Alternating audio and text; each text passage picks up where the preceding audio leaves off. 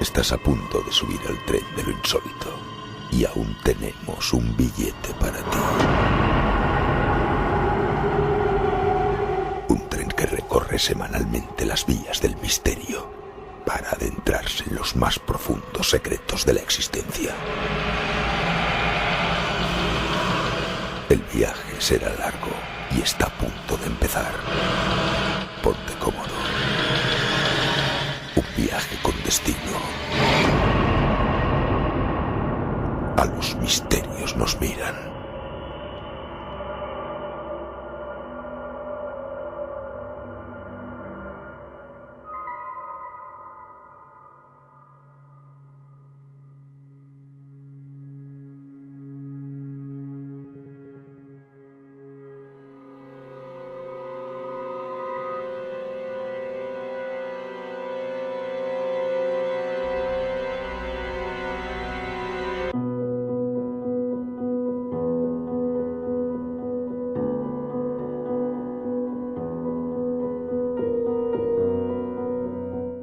Dicen que a veces para tomar impulso lo mejor es retroceder y parar el tiempo necesario para que ese impulso sea despedido con proporciones mayores a las que se tenían anteriormente. Y eso es lo que el equipo del programa ha realizado: parar, detener la maquinaria de este tren de lo insólito para engrasar los ejes y realizar las tareas de mantenimiento correspondientes durante todos estos meses de ausencia. Y hoy volvemos de la misma forma que nos marchamos, con las mismas energías e ilusión que aquel programa en el que homenajeábamos la figura del gran Fernando Jiménez del Oso. Y volvemos con un tema que a mí me resulta cuanto menos curioso y peculiar. Los que me conocen saben que, aunque no lo parezca, soy una persona tremendamente escéptica y poco crédula. Sin embargo, si algo me gusta en esta vida es aprender y conocer más sobre todo lo que nos rodea. Y eso es exactamente lo que pasó cuando hace unos días, preparando nuestro retorno después de más de 3 meses de parón, salió a relucir el tema del que vamos a hablar hoy.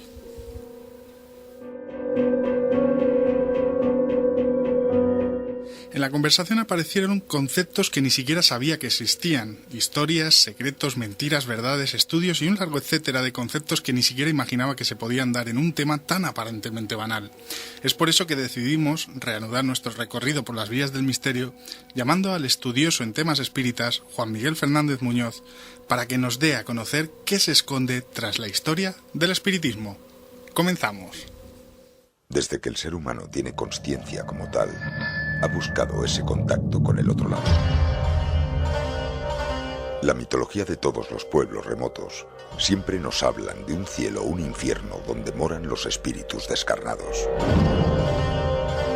El viejo interés del ser humano por saber que existe al otro lado de la muerte ha llevado a nuestras capacidades mucho más lejos de lo que podemos imaginar.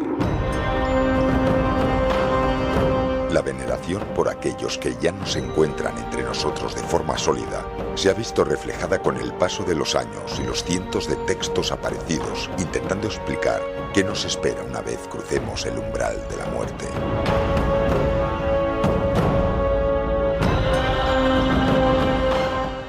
Sin embargo, con el tiempo han aparecido movimientos que estudian en profundidad e intentan ofrecer algo de luz ante tan oscuro túnel de desconocimiento. Es por ello que desde hace más de 100 años nació el estudio espírita, con la intención de contactar con ese otro lado. ¿Qué secretos nos esperan después de atravesar el Hades con la barca de Caronte? Hoy hemos querido hablar con Juan Miguel Fernández Muñoz, presidente de la Asociación Espírita de Madrid, para que nos explique de primera mano la historia del espiritismo.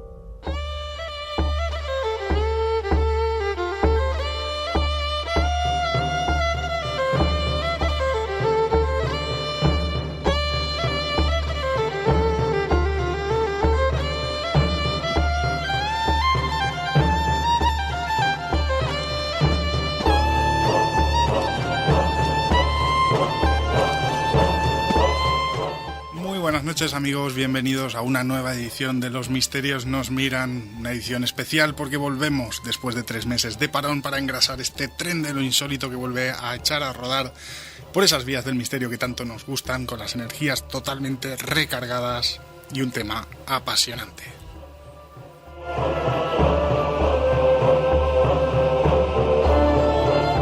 Y como siempre, aquí a mi vera, Marta Envid, muy buenas noches, bienvenida a esta nueva etapa, que no es nueva temporada, pero nueva etapa de los misterios. Eso es. Buenas noches, Pablo, buenas noches, compañeros. Pues es que estoy sumamente contenta de volver a estar de nuevo sentada en este estudio y ante los micrófonos y ante vosotros los compañeros, y sobre todo pues quería empezar diciendo que muchas gracias por el apoyo que hemos tenido durante estos 3 meses que no hemos estado en antena, que para nosotros ha sido muy satisfactorio el sentir el apoyo de todos ellos, y espero que sigan aquí con nosotros, porque nosotros vamos a seguir aquí con ellos.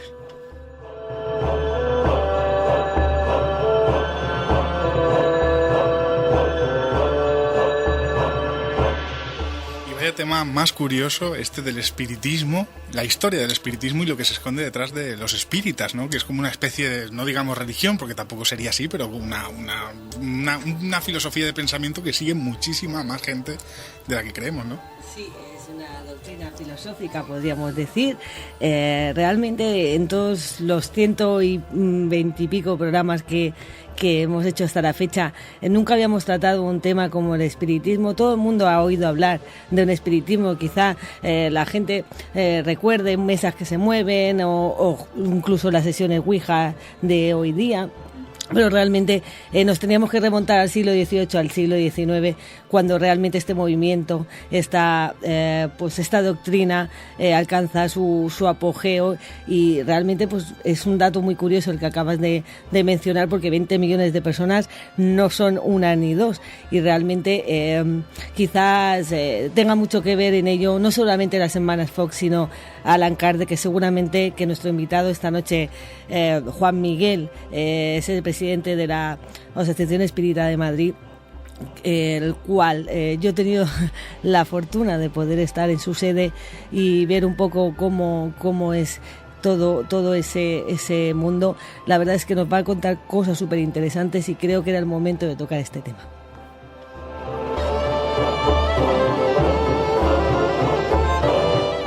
Y como siempre sabéis que presentamos a nuestro alquimista favorito, Luis Silva, pero hoy lamentablemente, a pesar de que tenía muchas ganas de venir, la actualidad le ha impedido que esté aquí con nosotros, y es una ausencia muy notable, pero esperamos que la semana que viene vuelva nuestro alquimista favorito, que nos acompaña en espíritu como siempre, pero el que sí que está con nosotros y además protagonizando la segunda parte con un tema que lleva preparado meses y meses y meses, Cristóbal Martínez, nuestro profesor de historia favorito. Hola Pablo, muchas gracias a todos. La verdad que sí, que gusta volver de esta manera, ¿no? Con fuerza, a que nos faltan algunos compañeros, ¿no? Como Luis Silva, pero seguramente pronto lo tendremos entre nosotros. La primera parte que hoy tenemos, empezamos con los espíritus. Estos espíritus que desde el inicio de los tiempos, de alguna manera el hombre se ha relacionado de diferente manera, ¿no? Hoy, por ejemplo, vemos los íberos cómo se relacionaban con la muerte y con ese más allá, ¿no? Y creo que va a estar muy interesante esta primera parte.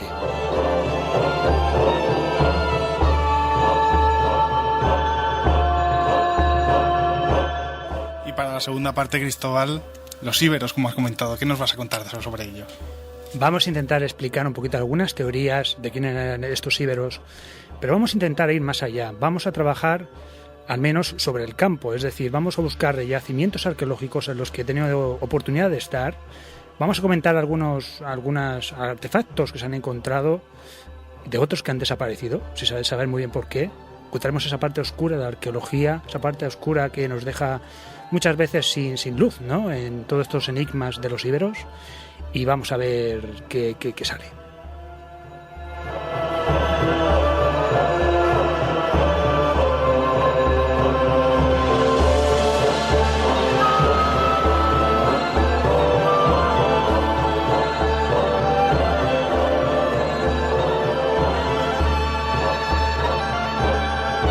Y como siempre, comandando todo este sonido que estáis escuchando ahora mismo y que hace posible que en vuestras casas esta calidad de audio, Ana Torralba, a la que le agradecemos que esté ahí al otro lado del cristal y manejando, que aún se acuerda de cómo va toda esta mesa.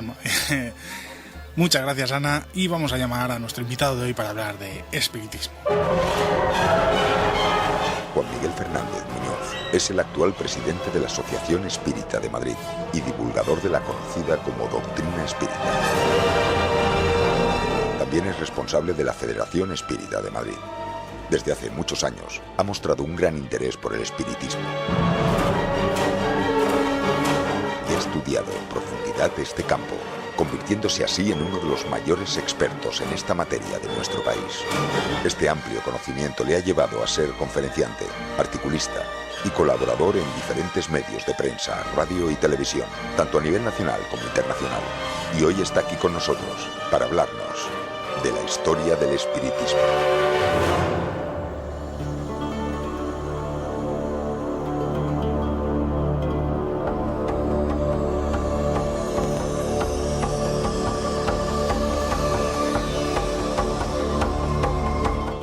Y es para nosotros un auténtico placer contar con la presencia de Juan Miguel Fernández. Juan Miguel, muy buenas noches.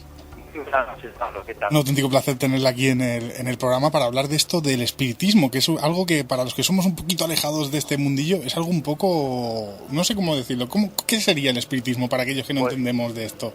Pues muy sencillo, el espiritismo para muchos de vosotros es un gran desconocido, sobre todo porque motivado por las comunicaciones de la prensa, de los medios de radio y de televisión, pues el espiritismo nunca se le ha tratado como debidamente es.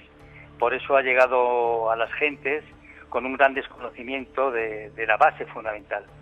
El espiritismo trata precisamente de la naturaleza, del origen y del destino de los espíritus y de su relación con el mundo físico, es decir, con el mundo corporal, con todos nosotros. Es la única filosofía, doctrina o como lo queramos llamar o disciplina que nos habla precisamente del mundo espiritual de esa forma tan natural que es la que nosotros debemos de investigar y debemos sobre todo comprender. ¿Se podría decir de alguna manera que el espiritismo, el estudio de este tipo de filosofía ha estado maltratado con el tiempo? Pues ha estado marcado porque siempre ha tenido siempre mucho freno por la Iglesia y por otras instituciones. Naturalmente que desde 1857, cuando fue presentado el Libro de los Espíritus, la obra más importante de la doctrina espírita, que fue presentada precisamente en la Galería de Orleans de París por Allan Kardec, que era un seudónimo de Hipólito Léon Denis Arribail, un gran pedagogo francés, pues a partir de ese instante pues se nos abre una serie de conocimientos que hasta ahora habían estado vedados para todos nosotros, gracias a la información de los espíritus superiores que a través de la mediunidad, naturalmente, nos comunican pues todo el aspecto espiritual, que es algo que hemos estado desconociendo hasta entonces. No obstante, tenemos que decir algo muy interesante, y es que la mediunidad ha existido siempre, desde que el hombre es hombre, es decir, que el espiritismo no es el dueño del fenómeno mediúnico, sino que gracias al fenómeno mediúnico el espiritismo ha podido transmitir todos esos conocimientos que están a disposición de todos nosotros. Juan Miguel, has hecho mención a que siempre ha sido pues un poco perseguida por el catolicismo. Creo entender, y no sé si me equivoco, y si no me corriges, que incluso en una época, en el siglo XIX, se llegaron a quemar aquí, incluso en Barcelona, 300 libros espíritas a modo un poco de rebelión ante la doctrina. El obispo de Barcelona, concretamente en el puerto de Barcelona, dio una orden de que unos libros que había remitido Allan Kardec para un librero catalán, concretamente de Barcelona, pues fueron quemados precisamente en la planicie del puerto. Eso sirvió para despertar el interés de la gente, ¿no? Porque la gente también se pregunta cuál es el motivo para que esto se lleve a cabo. Y los espíritus confiaron en este aspecto para que la gente buscase, para que la gente se diese la cuenta de que verdaderamente eran unos libros que perjudicaban mucho a la Iglesia, porque la Iglesia siempre ha estado ocultando esta serie de cosas tan naturales como en la propia vida del espíritu. Vamos a empezar por el principio, Juan Miguel. ¿Cuándo empieza y cómo empieza este movimiento del espiritismo? Pues nos tenemos que remontar al siglo XIX, concretamente a 1848, cuando se presenta un espíritu en un pequeño poblado, en Weltersville, un pueblecito cercano a Nueva York, donde hay unas niñas, las hermanas Foss, donde pues empiezan a escuchar una serie de ruidos y de cosas, ¿no?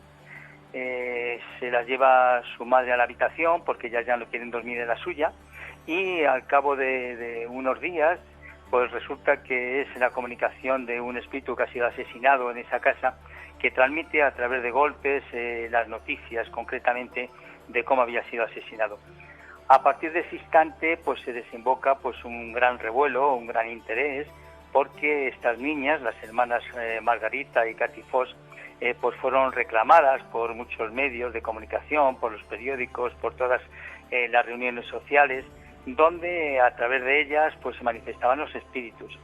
Es la época, estamos hablando de las mesas danzantes, que tanto conocimiento ha llevado, sobre todo al principio, porque los espíritus empiezan a manifestarse físicamente o materialmente o fenoménicamente para despertar el interés de las gentes. Hoy en día, al cabo del tiempo, eso ha pasado, como es natural, todo ha llegado a su momento, y hoy en día los espíritus, curiosamente, se manifiestan pues a través del teléfono, del fax, del ordenador, de todas estas serie de cosas modernas que son las actuales. Es decir, todo lleva un periodo de transformación en cuanto a la comunicación. Estamos hablando de la transcomunicación instrumental, que es actualmente de cómo técnicamente se manifiestan los espíritus. Pero a partir de ese instante, y cortarme cuando veáis que voy contando cosas, pues resulta que hay mucho interés en las reuniones sociales, la gente se reúne para ver cómo se mueven las mesas, cómo comunican a través de los golpes una serie de mensajes, y esto despierta el interés de un gran pedagogo francés que había publicado y que habían sido editados diferentes libros, que inclusive la Academia Francesa tiene adoptados para su ordenamiento, y él se interesa sobre este tema, donde contacta con unas niñas y una serie de personas que están interesadas en ello, y consigue realizar el primer libro, que se llama El libro de los espíritus, que fue presentado el 18 de abril del año 1857, como decíamos antes, en París. Él crea un neologismo, es decir, una palabra nueva para diferenciarlo del espiritualismo, porque el espiritismo, la diferencia que tiene con el espiritualismo es que comprende y analiza y el tema de la reunión de los espíritus con los seres vivos, es decir, ese contacto que el espiritualismo no contempla. Esa es la diferencia que estriba.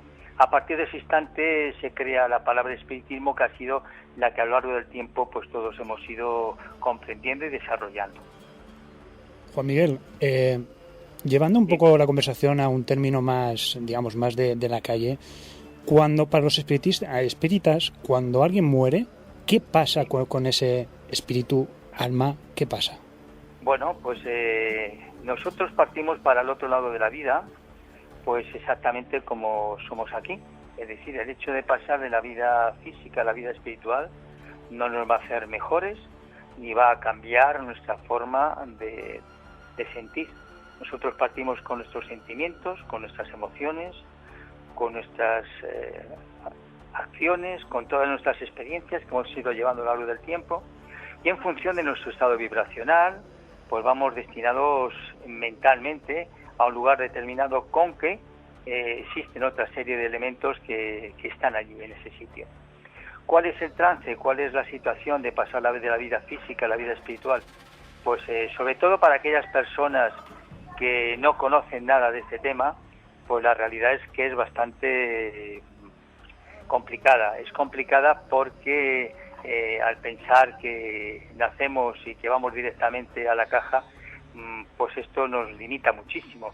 Sin embargo, para aquellos otros que comprendemos que la vida continúa, que somos seres inmortales, que estamos reencarnando de una manera continuada para nuestra evolución, para todo aquello que significa mejoramiento, saber, conocimiento, todo aquello, para aquellos otros el pasar de la vida física a la vida espiritual, siempre y cuando haya tenido un comportamiento correcto, que no haya perjudicado a la gente, pues es simplemente, pues como decía, como la mariposa, ¿no?, cuando sale del capullo de seda, que pasa de un lugar a otro. Exactamente es así. Juan Miguel, yo debo preguntarte algo. No sé si un hombre llamado Padre Heredia, creo que escribió un libro no sé si lo conocerás, un poco, sí, lo conozco. Sí. un poco desmontando el tema de las Claro. hermanas Fox y el espiritismo. ¿Tú qué opinas de este libro y de lo que opina el padre Heredia sobre Pues mira, el Jesús María de Heredia se llama, es un mexicano, es un jesuita mexicano. Bueno, pues concretamente este señor se basó pues en temas que verdaderamente eran fraudes. Había mucha gente que en aquel tiempo se ganaba la vida precisamente con este tema.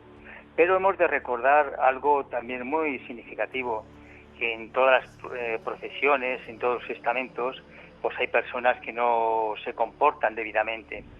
En aquel tiempo la mayoría de ellos pues eran gente que se dedicaba a la magia, que se dedicaban pues a otra serie de cosas y que aprovechaban el momento importante del mediunismo, no del espiritismo, porque son cosas distintas, ¿eh? El mediunismo es el fenómeno que ha existido desde que el hombre es hombre, como hemos dicho antes, y el espiritismo se basa en 3 aspectos fundamentales. El aspecto científico, porque analiza concretamente los fenómenos mediúnicos y da la explicación correspondiente. El aspecto filosófico, porque el espiritismo nos enseña cómo hemos de vivir, de dónde venimos, hacia dónde vamos, para nuestra transformación interior, para hacernos mejor de lo que somos. Y el tercer aspecto es el aspecto moral, ético-moral religioso. Cuando hablamos de la religión no estamos hablando de la religión instituida, estamos hablando de la religión porque nos religamos a través de nuestra transformación moral con el Creador. Yo quiero dejar muy claramente este tema último, ¿no? Entonces, claro, mezclar esos conceptos que me estás comentando, en aquel tiempo los 2 segundos no se realizaban para nada. La gente se reunía, pagaba una entrada de los teatros, había multitud de personas que naturalmente acudían para que viesen el espectáculo y efectivamente había magia, había fraude, había todas estas serie de cosas mezcladas con aquellos otros que en aquel tiempo han llevado a cabo un trabajo verdaderamente importante de mediunidad para transmitirnos los conocimientos. Parte de lo que cuenta el jesuita, pues efectivamente era muy cierto, pero cuenta una cosa muy curiosa. Cuenta que las hermanas Fox con los dedos de los pies hacían los ruidos en la casa, por favor, y que le lanzaban unas manzanas sujetas a unas cuerdas para que sonasen en el suelo. Seamos un poquito serios. Si encontramos alguna persona que pueda tener la capacidad en un teatro, en una sala de conciertos, de poder mover los dedos de los pies y hacer ese ruido tan importante y tan grandioso como hacían los espíritus cuando ellas estaban recibiendo a los espíritus, pues entonces hemos de decir que es así. Es decir, hay una mezcla indudablemente sobre este tema, pero que hemos de separar la paja del trigo. Ha sacado varias veces a colación el nombre de Allan Kardec. ¿Quién es este hombre? ¿Qué importancia tuvo en el espiritismo? Allan Kardec ha sido el codificador de la doctrina de los espíritus. Él viene de una familia de juristas católicos, nace en Lyon concretamente, y cuando es un poquito mayor, pues sus padres le mandan a Yverdon a estudiar a un colegio fantástico. Yverdon es de Suiza, ¿no? Donde concretamente aprende lo que es la enseñanza que después con el tiempo aplica para llevar a cabo la pedagogía que había aprendido. Se convierte en profesor, le editan varios libros en la Academia Francesa y siguiendo instrucciones de Pestalozzi, que fue su gran maestro, monta una academia en París donde conoce a su esposa y posteriormente a partir de ahí empiezan las investigaciones sobre las reuniones que existían para recibir a los espíritus. Era un hombre totalmente dedicado al estudio, un hombre muy preparado y que fue designado precisamente para este tema tan importante como ha sido la codificación del espiritismo. Él ha sido el soporte de los espíritus mayores, con los cuales se han publicado pues las 5 obras más importantes, que han sido el libro de los espíritus, el libro de los mediums, el Evangelio sobre el espiritismo, la Génesis y el cielo y el infierno, así como el viaje en 1862 que realizó también para explicar un poco cómo funcionaban los centros espíritas en Francia. Creo que ha sido el elemento más importante que puede considerarse en el siglo XIX. Concretamente, la obra El libro de los espíritus fue considerada por los intelectuales como la más importante de todas. Quizá lo que no sabe tanto la gente es que Allan Kardec era un poco escéptico al principio, es decir, claro, era pedagogo, incluso daba clases de física, de química, y quizá la imagen era que una persona crédula que desde un principio se le había creído todo. No es hasta que conoce a una familia que le lleva una sesión cuando él empieza a interesarse un poco. Claro, a investigar. Y a comprender y a preguntar a los espíritus sobre temas en los cuales él confrontaba no solamente con esas niñas que le transmitían las comunicaciones, sino con otra serie de medios más para constatar si verdaderamente aquella comunicación era la correcta para eso, ¿no? Pensar que Allan Kardec ha sido y sigue siendo uno de los personajes más importantes del siglo XIX. Y concretamente tú acudes al cementerio de Père Lachaise de París y verás que es la tumba más florida de todo el cementerio, de todo el agradecimiento de la gente que pasa por allí, donde las flores son sustituidas todos los días por personas altruistas que van expresamente a agradecerle todo el conocimiento que nos ha sido revelado gracias a los espíritus y que él ha codificado para todos nosotros. Hay algo muy importante también en lo que Kardec decía. Decía que el espiritismo no impone, sino que expone. Es decir, el espiritismo no es dogmático, el espiritismo no es fanático, el espiritismo no es misticista, el espiritismo es conocimiento. Allí están las obras de Kardec para ser estudiadas, para ser desarrolladas. Hasta ahora, hasta este instante, la ciencia no ha tenido ni una sola contradicción a las preguntas del libro de los espíritus que los espíritus superiores transmitieron para publicar en 1857. Hasta ahora. Estamos hablando de todos los elementos modernos que están apareciendo en este instante. Estamos hablando de que nos hablan desde el arcángel hasta todo, pasando por todas las actividades, hablando de todas las situaciones que los espíritus viven en el mundo espiritual, hablando de los diferentes planos evolutivos, de todas aquellas cosas que son los que hoy en día la gente está preocupado por ello. ¿Qué es realmente lo que nos quieren decir? Lo que nos quieren decir, pues es una cosa muy simple, que hoy somos el resultado del ayer. Vivimos lo que hemos sembrado anteriormente en otras experiencias, en otras encarnaciones, y que hoy estamos construyendo para el mañana. Hoy somos los arquitectos de nuestro futuro, es decir, tal como nos comportemos, pues así vamos a heredar la próxima existencia o las próximas existencias. Y con esto no quiero decir que nadie se tenga que poner etiquetas de nada, porque posiblemente una persona que tenga un comportamiento correcto, adecuado, moralmente satisfactorio, no tiene por qué ponerse etiquetas ni de evangelistas, ni de católicos, ni de cristianos, ni de espiritistas, ni de nada. Es decir, el hecho de que una persona sea de un comportamiento correcto, eso le vale para que el futuro suyo sea un futuro mucho más halagüeño de lo que es ahora. Y sobre todo que nos explica el por qué estamos viviendo una serie de circunstancias, que eso es muy importante, porque la gente no comprende por qué hay tantas diferencias. No comprende por qué hay gente que está enferma y hay gente que está sana.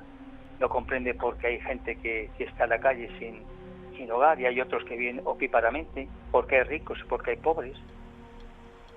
Todo esto nos viene a hablar del espiritismo, dándonos una explicación razonable, porque en el espiritismo todo es razonable, todo se ha de comprender. Voy a leer algunas de las preguntas que nos han dejado los oyentes a través de nuestra cuenta de Facebook, que son realmente, algunas son muy interesantes. Una nos la deja Indira Rosales y dice: sé que es una pregunta que se hace siempre, pero ¿desde cuándo sintió el ser humano querer comunicarse con el más allá, o desde cuándo tomó conciencia de que existía un más allá? Desde el ser humano siempre se ha comunicado con el más allá, o el más allá, mejor dicho, se comunica con nosotros, porque nosotros somos los instrumentos.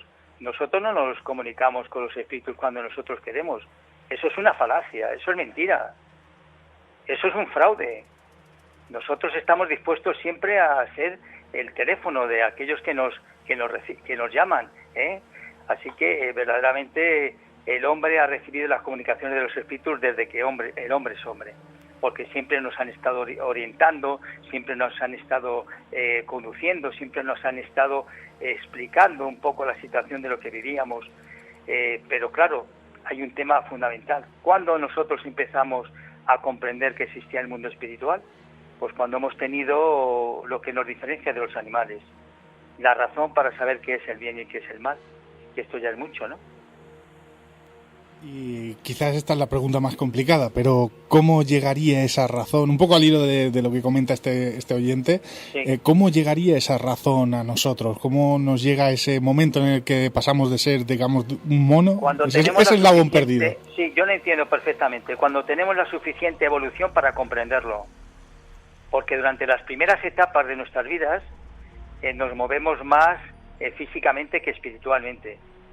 Porque estamos añadiendo conocimiento, y según vamos avanzando, al igual que hoy muchas de las personas somos mucho más espirituales que hace 100 o 150 años, pues en aquel tiempo en el cual los espíritus se comunicaban con los hombres, pues era cuando verdaderamente el hombre estaba preparado para ello. No ha estado preparado siempre, sino cuando ha tenido un estado evolutivo suficiente como para poder captar, para poder tener sensibilidad. Cuando una persona es sensitiva, es una persona que capta el entorno, que capta la presencia de los espíritus que están a nuestro lado, o cuando nos quieren intuir. Lo que yo sí quería comentar es, y quiero aprovecharlo porque siempre pretendo hacerlo para esclarecer a la gente, es que todas estas personas que se dedican profesionalmente a este tema de la evidencia, de la futurología, toda esta serie de cosas, pues han hecho muchísimo daño a la gente. Han hecho mucho daño porque han pensado que todo el mundo que nos dedicamos a este tema, pues todos estamos envueltos en este aspecto. Y esto no es así. La doctrina espírita ha sido recibida precisamente para darla de gracias como la hemos recibido, no para utilizarla profesionalmente.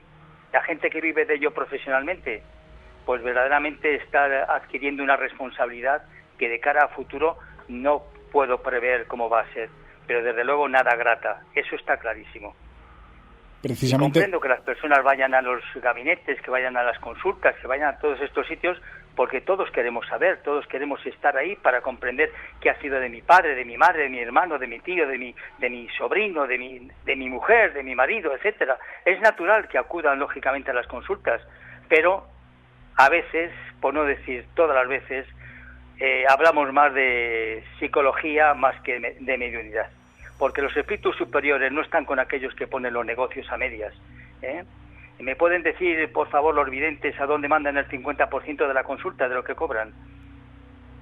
¿Al Banco del Espíritu Santo o a dónde? Sí, precisamente una de las preguntas que le íbamos a hacer era qué opinaba un espiritista de verdad sobre este tipo de videntes. Un espiritista de verdad dice que lo que de gracia recibimos, de gracia lo hemos de dar. Pues creo que está contestado a la pregunta, que era precisamente eso. ¿Qué opinaba de...? Y los demás sobre todo no son espiritistas ni pueden decir que lo son, porque claro, un espiritista nos ganamos la vida con otra serie de cosas, con esta profesión, y lo que hacemos en nuestro tiempo libre es divulgar el espiritismo, divulgar la doctrina y atender fraternalmente a aquellos que tienen necesidades, que son muchísima gente que nos viene a visitar a los grupos espíritas para que le demos consuelo. Esto es lo que tenemos que hacer y es lo que hacemos todos. Juan Miguel, mi pregunta iba por ahí. Mucha gente seguramente acudirá a vosotros en busca de ayuda porque se encuentran ante lo insólito, ¿no? Ante mucha gente que tiene esas enfermedades de esquizofrenia, quizás. Sí. ¿Cuál es vuestro protocolo de actuación? Bueno, vamos a ver. Hay dos tipos de situaciones. Uno que puede ser un tema patológico, como es natural, y otro que puede ser un tema espiritual. Nosotros los temas espirituales los tratamos, concretamente, los recibo los jueves, de 7:30 a 9 de la noche, para atender a la gente altruistamente, es decir, sin un tipo de cobro, porque los grupos espíritas no cobramos nada, con el fin de atender y de esclarecer a la gente, pues que tiene presencia, es decir, que ve a los espíritus, que tiene intuiciones, que a veces se asustan porque esta serie de cosas pues las comprenden, y es natural que nosotros les hablemos y les digamos qué es lo que ocurre, cuál es el sentido de que esto ocurra, ¿no? Cuando nuestros seres queridos han partido para el otro lado de la vida y que vienen precisamente para decirnos que siguen viviendo, que no han muerto, que siguen estando ahí, que nos acompañan y que nos esperan en nuestro futuro para reunirnos nuevamente todos juntos. Y esto es una cosa natural y en los grupos, porque acude mucha gente porque se encuentran sobre todo con mucho desconocimiento sobre todo esto. Cuando llevan un tiempo ya aquí, que reciben pases magnéticos, cuando llevan un tiempo que acuden a las charlas, al estudio, etcétera, pues son personas que poquito a poquito se van amoldando, se van acoplando, unos se incorporan a los centros espíritas, otros ya se ha esclarecido la situación, el problema que tenían, y entonces ya no necesitan ir a ningún sitio, ¿no? Porque no todo el mundo necesita ir a un centro espírita, eso es lógico y natural, ¿no? Cada uno puede hacer su vida por los caminos que más le puedan interesar. Pero es verdad que acude mucha gente buscando consuelo, y esto lo notamos cada día mucho más. Juan Miguel, voy a continuar con las preguntas de Facebook, no nos va a dar tiempo a hacerlas todas, pero sí que hay una que tengo mucha curiosidad porque ni siquiera me lo imaginaba, que nos dice Francisco Maximiliano Gálvez, pregunta, ¿qué hay sobre esa extraña unión entre espiritismo y anarquismo que se vivió tanto en España como en su país, Chile? Se sabe que muchos anarquistas adoptaron las creencias espiritistas. No me lo imaginaba, no sabía nada de esto. Sí, es que tiene una relación, porque en el espiritismo no se impone nada, ¿comprendes? En el espiritismo no hay jerarquías, en el espiritismo no hay ni ídolos, ni esta serie de cosas. Entonces, si hablamos de anarquía, pues estamos hablando de algo que no nos obliga a nadie a nada, ¿no? Y es que en el espiritismo precisamente no se obliga a nadie a nada, se obliga simplemente a comprender y que cada uno haga su vida según le parezca, siempre que no se perjudique a los demás, como es natural, ¿no? Que sea una vida honesta, una vida moralmente sana, y esto es lo más importante. El anarquismo, pues ya sabemos lo que es el anarquismo, y que habrá muchos anarquistas que serán muchísimas mejores personas que los que he comentado antes, ¿no? Así que, pues sí, que ha habido una relación en la época, pues final del siglo XIX, principios del siglo XX, ¿no? Hasta 1910, 1920. Además, hubo un momento en el cual los espiritistas tuvieron mucha relación con los masones, ¿eh? O sea que estamos relacionando sobre todo conocimiento, que es lo más importante. No se puede estar en la vida obedeciendo los dogmas católicos, y no se puede estar en la vida obedeciendo por fe todas aquellas cosas que te puedan decir. Los tiempos han pasado, ya no estamos en la época de la Inquisición, ni estamos en la época de la imposición, ni estamos en la época donde el catolicismo nos ha hecho creer aquellas cosas que les ha interesado a ellos. Y esta es la realidad. Por lo tanto, la gente hoy en día puede buscar aquello que le interese sin perjudicar a nadie, dentro de esa línea de comportamiento que es una línea de transformación moral, que es lo más importante para cada uno de nosotros. Ir mejorando, ir progresando, ir avanzando espiritualmente, porque al fin y al cabo es el futuro de cada uno. En la línea de saber un poco más de la historia del espiritismo, ¿ha existido algún famoso, por decirlo así, que haya sido espiritista? ¿O haya practicado en España? Espiritismo? Sí, o en el mundo en general, alguien de renombre. En el mundo, sí, si tú entras en internet, por ejemplo, y pones espiritistas famosos, pues vas a ver muchísima gente que eso es lo que ocurre, no llevamos una pancarta, ni lo vamos anunciando en ningún sitio, no repartimos papeles, ni nada por el estilo, hacemos una vida normal. Hay muchísima gente muy reconocida que naturalmente son espiritistas, y por eso no tienen por qué ir proclamando nada por el estilo, ¿no? Cada uno nos comportamos íntimamente como debemos de comportarnos, que es lo más importante. Pero si entras en la historia del espiritismo en España, hay muchísima gente, la época cuando surgió el espiritismo, posteriormente, inclusive ahora, muchos espiritistas que os podría sorprender. Lo que ocurre no es un momento ni el lugar ni adecuado para estar dando nombres, porque si ellos no quieren transmitirlo, menos vamos a ser nosotros para ello, ¿no? Prueba de ello es que, por ejemplo, pues en España todos los años realizamos un congreso al año, en el mes de diciembre concretamente, este año en Calpe, como otros años, donde nos reunimos los espiritistas españoles y que viene muchísima gente del extranjero. Hace unos años hicimos un congreso mundial en Valencia, concretamente, donde vinieron más de 2.000 y pico de personas, cerca de 3.000, de todo el mundo, de 50 y tantos países. Y la Federación Espírita Española pertenece pues al Consejo Espírita Internacional, donde hay una congregación de cerca de más de 40 países que se reúnen periódicamente para concretar y para llevar adelante una serie de podemos decir, de reuniones, de estamentos, de congresos, que son los que van introduciéndose. Es decir, el movimiento espírita español está en consonancia con el movimiento espírita internacional, porque somos España un país muy importante en cuanto a movimiento y sobre todo a cuanto a personas que practicamos la doctrina espírita. Precisamente buscando información acerca de lo que, bueno, del tema de que íbamos a tratar, me ha sorprendido una cifra, y es que más de 20 millones de personas en la actualidad practican o estudian el espiritismo, es decir, que no son 4 personas las que lo hacen. Mucho más. Claro, mucho más. Supongo que más... En Brasil sí. Es algo extraordinario, ¿no? En Brasil, los países latinoamericanos. De Europa te tengo que decir, por ejemplo, que España es el país más significativo, donde más espiritistas hay, donde más actividades hay, donde más congresos realizamos, donde más estamos actualizados en ese aspecto. España, de toda Europa, somos el paradigma precisamente europeo. Bueno, Juan Miguel, pues le vamos a despedir ya, que nos comentó que hoy precisamente es una sesión, lo que se llama una sesión espírita. Sí, tenemos los miembros de esta casa, los miembros de la Asociación de Estudios Espíritas de Madrid, ¿sí? Que estamos en la Puerta del Sol, en la calle de la Bolsa número 14, primero derecha. Perfecto. Nos reunimos un día a la semana, concretamente una hora concreta, a las 8 menos cuarto, para llevar a cabo una reunión mediúnica dedicada expresamente a 2 temas. Vamos alternando dedicados a la caridad espiritual, para esclarecer a aquellos espíritus que no saben de su situación, que no saben, muchos que han desencarnado, que no saben dónde se encuentran, porque nos seguimos viendo exactamente igual que nos veíamos aquí. Y luego otro día pues lo dedicamos a recibir orientaciones y mensajes de los espíritus con más conocimiento, que son los que nos van orientando y los que nos van encaminando. Estas son las realidades de nuestro trabajo mediúnico, que realizamos todos los martes a partir de las 8 menos cuarto de la tarde.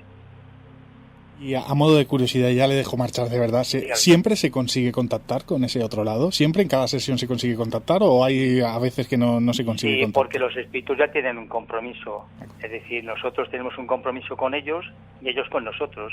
Nosotros tenemos una serie de espíritus que son de manera continuada los mismos, que son los espíritus mentores de la casa, y luego ellos nos traen, como es natural, pues aquellos espíritus que están muy desorientados, que no saben en qué estado se encuentran, para que nosotros, a través de la adoctrinación, podamos orientarles para que puedan despertar.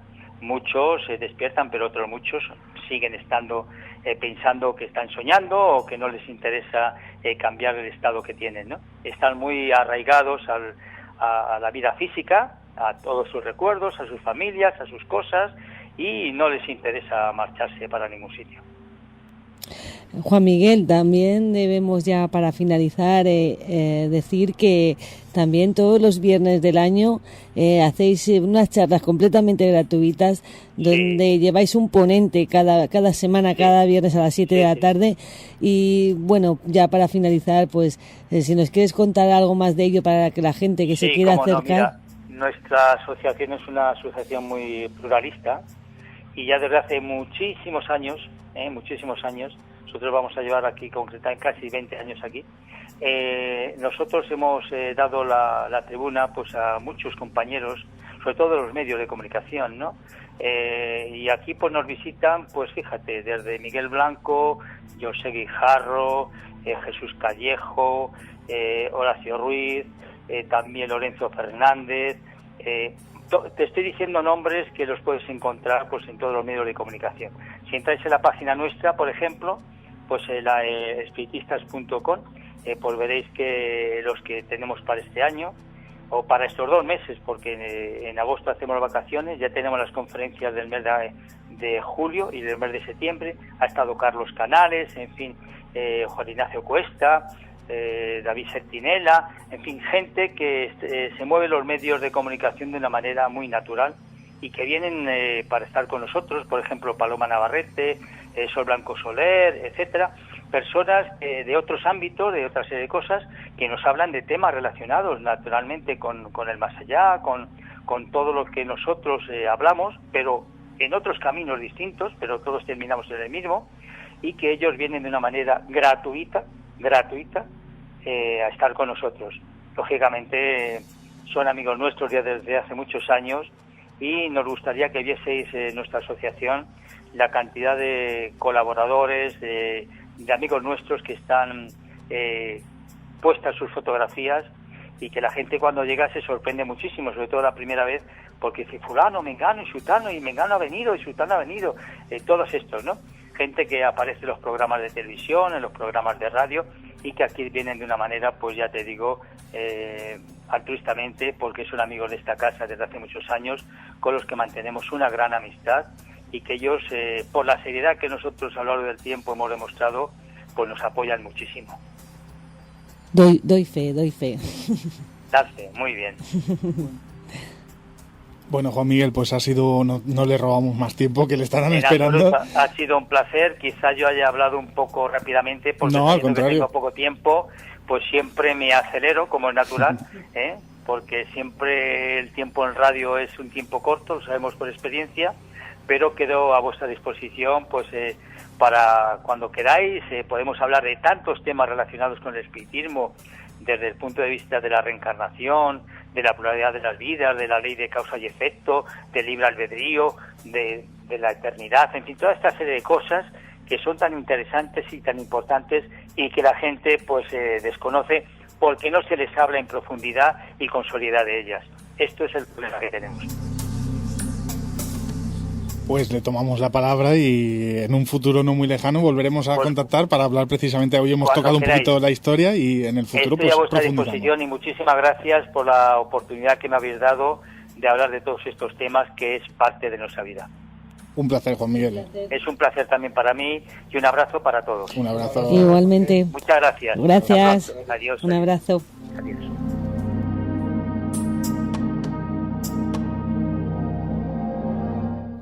Lo cierto es que es un tema apasionante. Yo, como digo, soy poco dado a creer en estas cosas, pero me gusta que me gustan detalles, por ejemplo, como el que diga que los medios de la tele pues no tienen ningún tipo de credibilidad, y que hayamos paseado por la historia del espiritismo. Y tú has estado allí, además, Marta. Es verdad que comentabas ahora lo de las fotografías y que es un sitio que es muy frecuentado, ¿no? Muchísimo. Es como él bien ha dicho, en el centro de Madrid, y la verdad es que lo que ha dicho es cierto, y es la sensación que tienes cuando subes a la sede y ves todas esas fotografías de tantos y tantos personajes que se dedican a la historia antigua, al mundo de lo que llamamos misterio y las anomalías.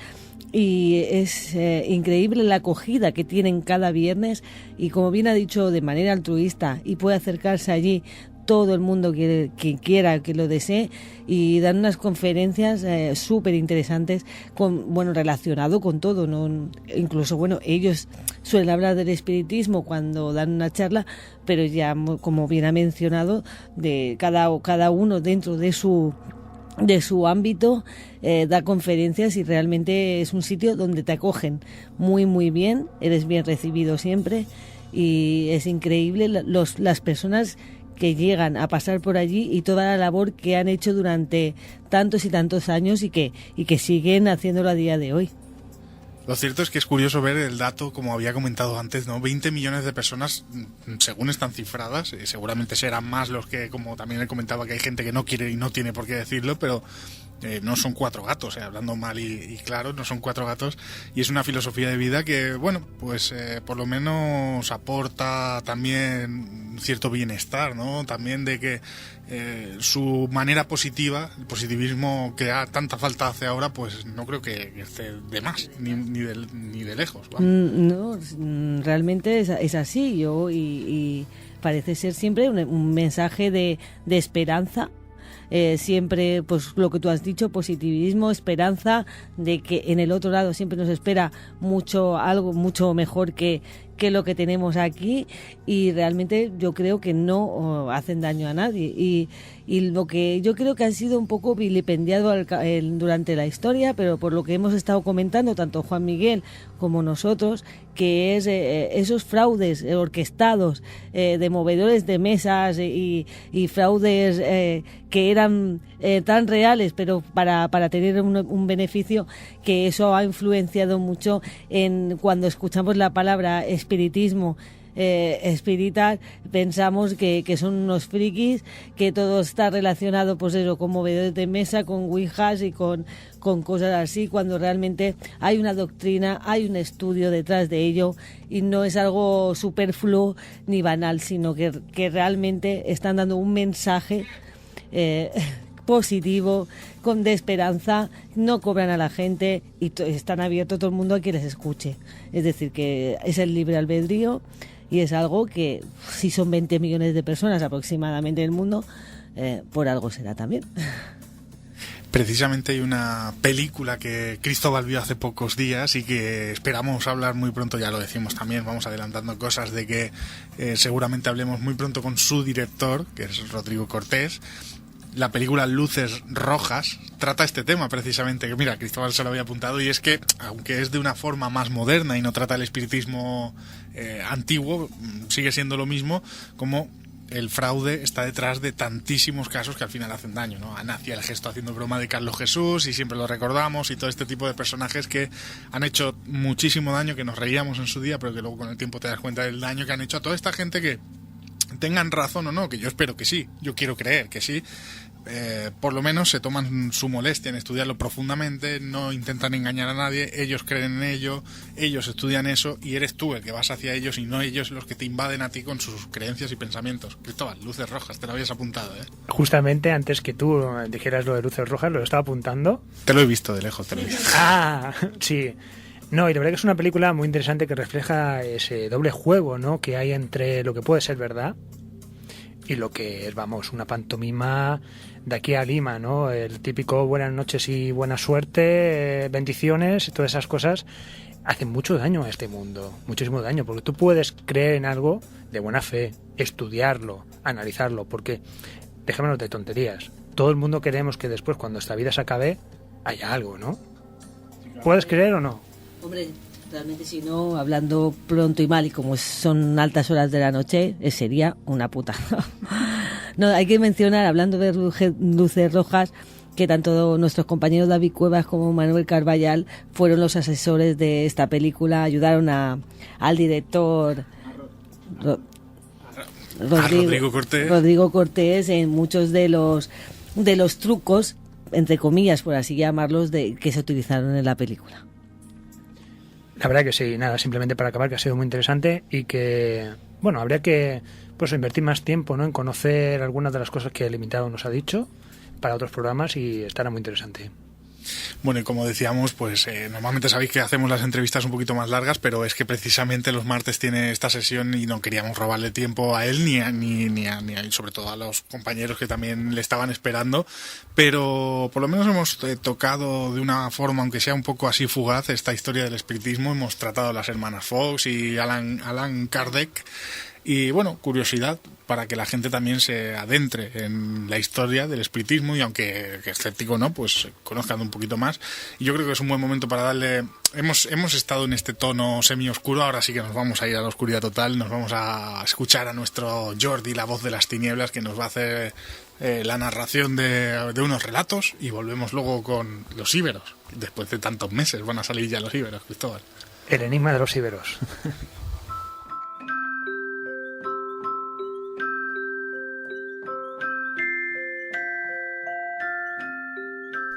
Miedos, un cuento infantil. La pequeña Vali tenía 7 años de edad cuando ocurrieron los hechos que os voy a relatar. Era una preciosa chiquilla de cabellos enmarañados sobre el rostro. Su tez era blanca como el algodón y ojos grandes y azules como el mar. De repente se despertó como cada noche, empapada por un sudor frío y temblando de miedo, Otra vez las malditas pesadillas. Pero cuando abrió los ojos, unas terribles sombras la amenazaban reptando por las paredes, espectros fantasmagóricos de cuencas vacías que recorrían la habitación intentando alcanzar el cuerpo inmóvil de la niña. Cubierta totalmente por una fina sábana, no se atrevía ni a sacar el delicado piececito, por miedo a que fuese devorada por unos extraños seres que habitaban bajo su lecho. Debajo de la cama existía un bosque encantado, poblado por arañas gigantes, todo tipo de formidables criaturas, lobos, murciélagos y enormes árboles centenarios que caminaban por la frondosa espesura, atrapando con sus gruesas ramas a los asustados hombrecillos y duendes rezagados. Unas maléficas brujas danzaban al calor de la hoguera en un viejo ritual de espíritus y conjuros, mientras bebían sus pócimas y brebajes. Enloquecidas, volaban sobre sus escobas compitiendo con enormes murciélagos, haciendo cabriolas y ululando bajo la luz de la luna. Aquella noche era diferente. Los sonidos provenientes de aquel inframundo bajo el camastro eran más nítidos, más fuertes que de costumbre. El intenso olor a azufre se cortaba en el ambiente. Vali empezó a gritar, pero fue imposible que su garganta emitiese sonido alguno. Con el esfuerzo, empezó a enrojecer a la vez que unas viejas y poderosas ramas salían del espacio oscuro bajo su lecho, rodeando su cuerpo, aprisionándolo y arrastrándolo hacia el negro y profundo hueco. Sintió que caía en un pozo profundo e infinito, y sin darse cuenta se vio inmersa en una danza macabra, rodeada de formas casi humanas que la miraban con unos poderosos ojos verdes, nariz afilada y tez arrugada por el paso de 1000 años. En el bosque encantado de las brujas, provistas de largos cuchillos y guadañas, señalaron a la niña, que había dejado de llorar y permanecía inmóvil, acurrucada junto a la hoguera. Con los ojos desorbitados observaba toda la escena sin apenas parpadear. Pero de repente se puso en pie impulsada por un fuerte y profundo dolor en su pecho que apenas duró unos segundos. Su piel empezó a cuartearse y cayó al suelo como si de un delicado vestido se tratara, convirtiéndose en un gigantesco dragón. Aquella enorme colosal bestia, con ojos azules como el mar, aleteó sus enormes alas y abrió su poderosa mandíbula, a través de la cual brotaron lenguas de fuego, quemando y abrasando todos los arbustos que la rodeaban.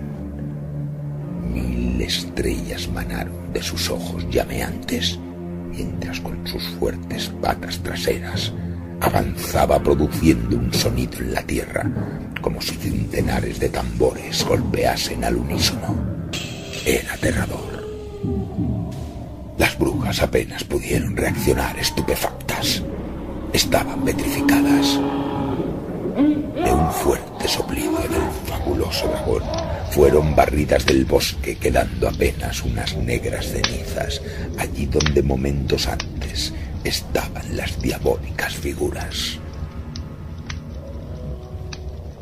Bajo el delicado cuerpo de Vali, aquella niña de tez blanca como el más fino algodón, cabellos de color trigo en una mañana de verano y ojos de mar, latía ahora un poderoso corazón de dragón.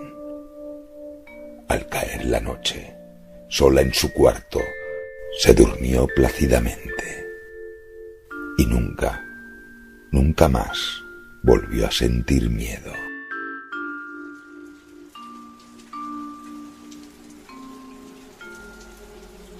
No siempre lloverá. La tarde llora lágrimas doradas. Las hojas muertas que caen desde los árboles incitan a pensar en la vida misma. La tierra negra se cubre con la alfombra de hojas que alguna vez estuvieron sobre los árboles, que ahora lucen grises y exentos de vida. Frente a mí se encuentra una cruz, hecha de madera negra, vieja y anticuada, apenas erguida junto a los restos de lo que pudo haber sido un pozo. Sí, es un pozo. Es una cruz triste y melancólica, tan llena de nostalgia que casi puedo verla llorar, pero me detengo y pienso, ¿qué es una cruz? ¿Es acaso un símbolo de vida, de luz y salvación? ¿O es un símbolo de redención ante el cual hay que arrodillarse y adorar? ¿Es acaso la materialización de la gloria divina en un símbolo mundano el cual debería inspirarnos alegría, compasión y sentimientos de unión con la eternidad y lo divino? Yo no lo creo. Lo que está frente a mí es solo una cruz, decrépita y endeble como todo lo que le rodea. Una cruz como la que Tommy solía cargar sobre su cuello. La portaba casi como un amuleto. Fue un regalo de su padre en su 5º cumpleaños. Se aferraba a ella cada vez que se sentía solo o temeroso, ingenuo e ignorante. Pensaba que le protegería, o al menos era lo que sus padres le habían hecho creer. Las hojas caen, deslizándose suavemente en el viento, al compás de un lento vals, flotando a la deriva sin rumbo ni dirección, hasta que su viaje termina inevitablemente sumándose a las miles ya caídas, tan abrupto como una muerte súbita, espontánea y sin sentido como la muerte de un niño en su infancia. El crujir de los árboles en el viento resuenan en la distancia convirtiéndose en quejidos, suaves alaridos nocturnos, como los sollozos de un niño en busca del refugio de sus padres en la oscuridad de la noche. Los mismos sonidos que Tommy hacía para despertar a sus padres. Su mente jugaba con él y le hacía creer que un niño le despertaba por las noches para que le acompañase a jugar. Pero sus padres, como cualquier otro adulto racional, nunca creyeron en las palabras de Tommy al contarle de sus visitas nocturnas. Nunca le creyeron, ni aun cuando el pequeño comenzó a aislarse y refugiarse tanto en su propia soledad que hablaba y jugaba interactuando animadamente con su nuevo amigo imaginario. Ya se le pasará. Es solo una etapa, decían sus padres, queriéndose convencer a sí mismos. Estaban ciegos al hecho que cuanto más tiempo pasaba, más se alejaba Tommy de la realidad y más se aferraba a su amigo imaginario. El viejo pozo parece abrir sus fauces hacia el cielo en un lánguido grito mudo. Grita desesperado por los hechos del pasado, por las almas que aún no descansan. El perpetuo reposo de un inocente fue perturbado al excavar el pozo, pero a nadie pareció importarle, ni siquiera 50 años después, cuando aquella alma ultrajada encontró un amigo en Tommy. A nadie le importó, solo a Tommy. Ahora, aquel viejo pozo luce oscuro y oxidado bajo la luz del crepúsculo, engullendo inmóvil y en silencio las hojas que insensatas caen sin lograr aplacar el hambre del coloso, moribundo y vacío. Una cruz igual de decadente es ahora su compañía. Una cruz. Reposo mi vista sobre ella y pienso que es una cruz. Un símbolo de salvación y vida. Antes lo creí así, pero ahora sé que una cruz es un indicio de condena y muerte. Una cruz no es vida, ni paz, ni esperanza. Es solo un recordatorio sádico de lo voluble de la vida y del futuro inevitable que nos espera. Es un símbolo creado por los romanos, casi una condena de muerte de la cual ni aquel que vino a salvarnos a todos se pudo librar, pues en ella murió. Una cruz de madera que con el tiempo sería vieja y podrida como la que ahora está frente a mí, tan triste y melancólica como era Tommy. Ahora esa cruz es la marca del lugar de su muerte. Nadie creía en su palabra. hasta que lo encontraron en el fondo del pozo. Desde tiempos inmemoriales se han forjado miles de leyendas y mitos, a veces basados en realidades que con el paso del tiempo se han distorsionado hasta llegar a ser fantasías.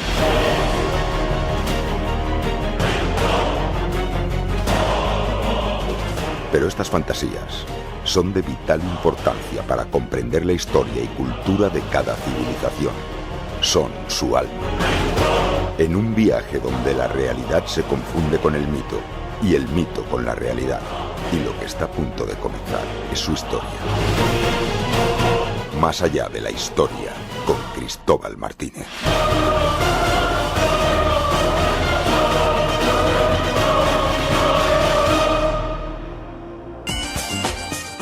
Bueno amigos, ya estamos aquí nuevamente en la sección de Más allá de la historia de nuestro profesor, en historia de nuestro profesor favorito, Cristóbal Martínez. Muy buenas nuevamente. Vamos a hablar con esta música celtíbera que nos acompaña, celtíbera, de esos íberos, de ese enigma de los íberos. Muy buenas noches, Pablo. Buenas noches a todos. Fíjate, tú sabes que es un tema que llevo mucho tiempo detrás, ¿no?, de poder traerlo al programa, porque creo que es algo inevitable que por fin intentamos cada vez conocer más esa cultura de los íberos, que en sí misma es un gran enigma. Conocemos la cultura romana bastante bien, cultura griega, egipcia. Pero ¿dónde quedan los íberos? Escondidos. Y hoy vamos a tratar de intentar dar un poquito de luz a esta gran cultura.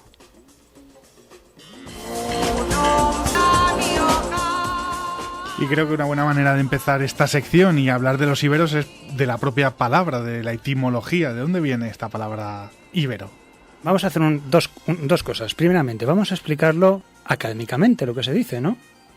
Académicamente es muy sencillo. El vocablo íbero, ¿no?, la palabra íbera, viene del griego, que ya Heródoto en el siglo IV, siglo V, pues ya apuntaba en el 450 a.C., ya apuntaba esta palabra este geógrafo, ¿no?, en su mapa, Iberia. Pero ¿qué pasa? Anteriormente, yo creo que existía, esta palabra venía de antes. Si nos fijamos, los íberos, que ocupan prácticamente lo que es la zona del sur de Francia, siempre tocando el Mediterráneo, ¿no? La zona de Cataluña, Valencia, bajamos hasta Murcia y llegamos incluso a lo que anteriormente estaban los tartesos, la zona de Huelva, ¿no? En el centro encontrábamos a los que son los celtíberos, que nuestra compañera Marta pues tan estima le tiene, ¿no?, por su pueblo y sus libros de historias y leyendas de Huerta Pelayo, ¿no?, que también describe también ahí los celtíberos. Más al norte de la península tendremos a los celtas. ¿Qué pasa? ¿Por qué se le da el nombre de Iberia a toda la península ibérica, también a Portugal? Claro, académicamente se dice que es por el río Ebro, que viene de aquí, de íbero. Pero aceptarían esta palabra, no sé, un gallego que es un íbero, un portugués. Probablemente no. Hay una teoría que nos dice que seguramente los tartesos llamaban a los ríos de esta forma, ¿no?, Iber. Pero hay otra teoría que a mí particularmente me encanta, y es una teoría porque hay un pueblo íbero, también la zona de Georgia. Estamos hablando íberos en Georgia, al otro lado prácticamente de Europa, ¿no? ¿Por qué esta correlación entre Iberia en Georgia, Iberia aquí, íberos también aquí? La palabra Iberia, si os fijáis, tiene mucho que ver también con la palabra libertad. Los esclavos negros, cuando fueron liberados de Estados Unidos, que regresaron a África, formaron un país que se llamó Liberia.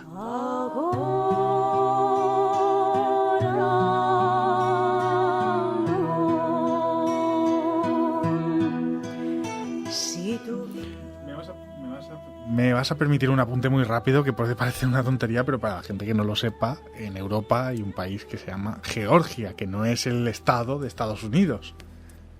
Puede parecer una tontería, pero para que la gente no diga, ostras, en el otro lado del charco, que también, pero... Esta es la zona del Cáucaso. Exactamente.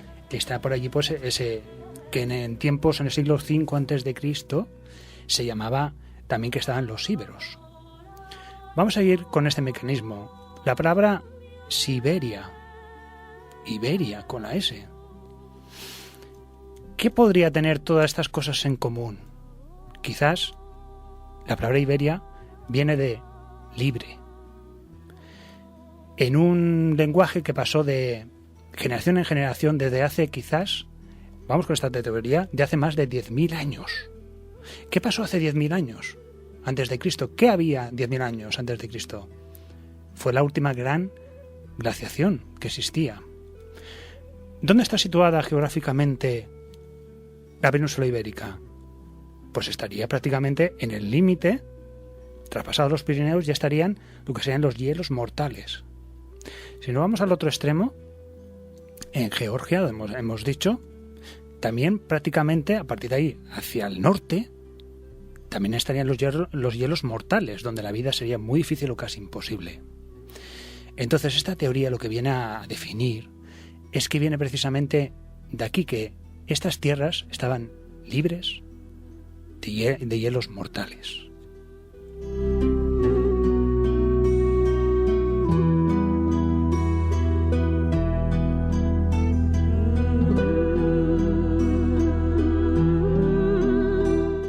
Quizás otra de las cuestiones más importantes es saber quién eran los íberos, de dónde venían los íberos. Durante mucho tiempo, durante siglos, se creyó que eran celtas, que se establecieron, donde hemos dicho anteriormente, lo que es hacia el Mediterráneo, en la península ibérica. Después, durante la época franquista sobre todo, se supo que venían de África. Vemos que siempre los pobres íberos siempre estaban metidos en líos de políticas, líos de modas, no siempre bien cuidados. Pero en verdad los íberos se está demostrando gracias a la arqueología que no vinieron de ningún sitio, ya estaban aquí. ¿Cuál es la diferencia? Que tenían unas influencias muy claras de algunos pueblos. Y esa influencia no empieza cuando el periodo de la cultura ibérica, que es una cultura que empieza prácticamente en el siglo VII a.C. y acaba prácticamente en el siglo I a.C., ¿no? Cuando ya llega la romanización.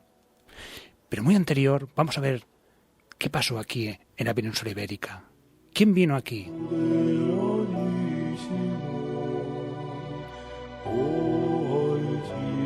Yo tengo una duda, Cristóbal, y a lo mejor me estoy saltando partes de guión, pero se tiene un concepto aquí, sobre todo en España, de los íberos, muy poco arraigado en nuestra cultura. Es decir, como que renegamos o que los tenemos muy abandonados cuando han sido, aparte de nuestros antepasados y un poco los que nos han dado la forma que tenemos ahora como país o como Estado, como le queramos llamar, siempre los tenemos ninguneados totalmente. Dentro de unos márgenes, quiero decir, que en la cultura popular no se conoce casi nada de los íberos como se conoce de romanos y de la estancia de otros pueblos como cartagineses, etcétera. Ocurren varias cosas. La primera es que verdaderamente hasta hace nada, y todavía queda quizás el 80% por descubrir de los íberos, porque tienen muchísimos enigmas los íberos, hay un problema también político de fondo. El régimen franquista, digamos, escudó ante los íberos como algo aglutinante, ¿no? de España, ¿no? Como como el anterior en el tiempo, como intentar aglutinar lo que es España. Entonces, ¿qué pasa? Una vez el franquismo se acabó, como que ya no estaba bien visto. Políticamente no estaba bien visto. Siempre estamos, por eso he dicho antes que siempre los pobres íberos siempre han pillado de todos los lados, ¿no? Según la época, según las modas, según la política, etcétera. Y luego también es que hay un terrible problema. Que hay un gran problema en que apenas sabemos casi nada de los íberos. Y es muy curioso. Hay varios motivos por todo ello. El primero, pues el poco interés de las autoridades públicas a la hora de excavar, a la hora de aportar dinero. Segundo, el grandísimo expolio que se ha realizado durante años, que después veremos también algunas piezas que hay en algunos libros que yo he intentado investigar. He ido a museos, he hablado con conservadores y se han sorprendido. Anda, pero si esta pieza no la tenemos en el museo. Estamos hablando, por ejemplo, mira, vamos a ir ya a esta pieza. Una pieza encontrada en un poblado íbero de Badalona, en Cambuscá, que según en los libros de un gran historiador de Badalona del siglo pasado, pues se trasladó al museo Estamos hablando de una pieza de 300 kilos, una roca de 300 kilos, forma de triángulo, con lo que vendría a ser un sol, una escritura, o sea, un sol y una escritura que podría ser el inicio alfabético de una escritura nueva. Algo muy raro, pero solo está, si queréis os subiré también a Facebook esta foto, ¿no? Que es más bien un dibujo, ¿no? Bien, en los años 70 todavía estaba en el museo. Yo me he preocupado de ir al museo para ver qué pasa con esta pieza y no está. Ha desaparecido. Una pieza de 300 kilos. ¿Qué ha pasado con esta pieza tan importante para comprender la historia de estos íberos, de este poblado, de Badalona? Pues como ha pasado con esta pieza, muchísimas más que no conocemos. Pero esto, para que nos entendamos de alguna manera, es como si los italianos, los griegos o qué sé yo, los egipcios renegasen de su pasado o lo dejasen completamente olvidado por muy épocas fascistas que hayan vivido después o muy asociados a esas épocas, ¿no? Sí, porque, a ver, ¿qué es lo que mola? Pues los romanos. Por ejemplo, en el Museo Arqueológico de Barcelona sí que tiene una exposición bastante cuidada de los íberos, pero por ejemplo en el Museo de Badalona está íntegramente dedicado prácticamente a los romanos, que sí que es importantísimo porque hay unas termas impresionantes, hay unas estructuras del cardo, de parte del cardo y de Cumanus antiguo, impresionante, pero no se le da la importancia quizás que se le debió dar a estos íberos. Y como hemos dicho antes, yo creo que ha habido mucho negocio, mucho expolio en todo el mundo íbero, ¿no? Y que eso pues nos está lastrando muchísimo en las investigaciones, ¿no? Porque los íberos no eran unos desarrapados. Como veremos, los íberos tenían unas creencias muy especiales, con un culto lunisolar, que si nos da tiempo explicaremos qué es esto. Conocían la escritura, tenían una escritura propia. No se ha descifrado, por cierto. Todavía no sabemos qué nos querían decir. Y yo creo que, como he dicho antes, cuando yo estaba, por ejemplo, en la universidad y estaba excavando, se nos decía que quedaba un 80% de yacimientos íberos por excavar. Conocidos, que todavía están ahí ocultos, porque claro, sabemos que hay mucha gente que va con detectores de metales a sacar las piezas y luego venderlas en el mercado negro por donde pueda, que esto es un error. Vamos a ver. Déjame explicar, por ejemplo, Pablo, que si tú vas por el campo, tú te encuentras algo que puede tener un valor, sea íbero, romano, lo que sea, informan las autoridades, porque te vas a ganar una pasta y vas a estar tranquilo. Es el 50% de la tasación de cualquier artefacto que te encuentres, es para ti. Claro, si estás en una finca que no te corresponde, que no es tuya o tienes dueño de esa finca, te correspondería el 25% de esa tasación. Por ejemplo, se ha dado muchos casos en los que, claro, ¿qué pasa? ¿Qué hace la gente? Ve cualquier artefacto, ve una pieza, una figurilla, lo que sea, la coge o se la queda en casa o si sabe un poquito más, la lleva al mercado negro. ¿Con eso qué pasa? Pues te puede caer una gran multa y encima estás haciendo un flaco favor a las investigaciones. Entonces, recordad, podéis sacaros una pasta si encontráis. Claro, sin buscarlo, quiero decir, sin buscarlo, sin ir sin el detector de metales, etcétera, y todo eso, podéis sacar un 25%, que podría ser, depende de lo que encontréis, una pasta.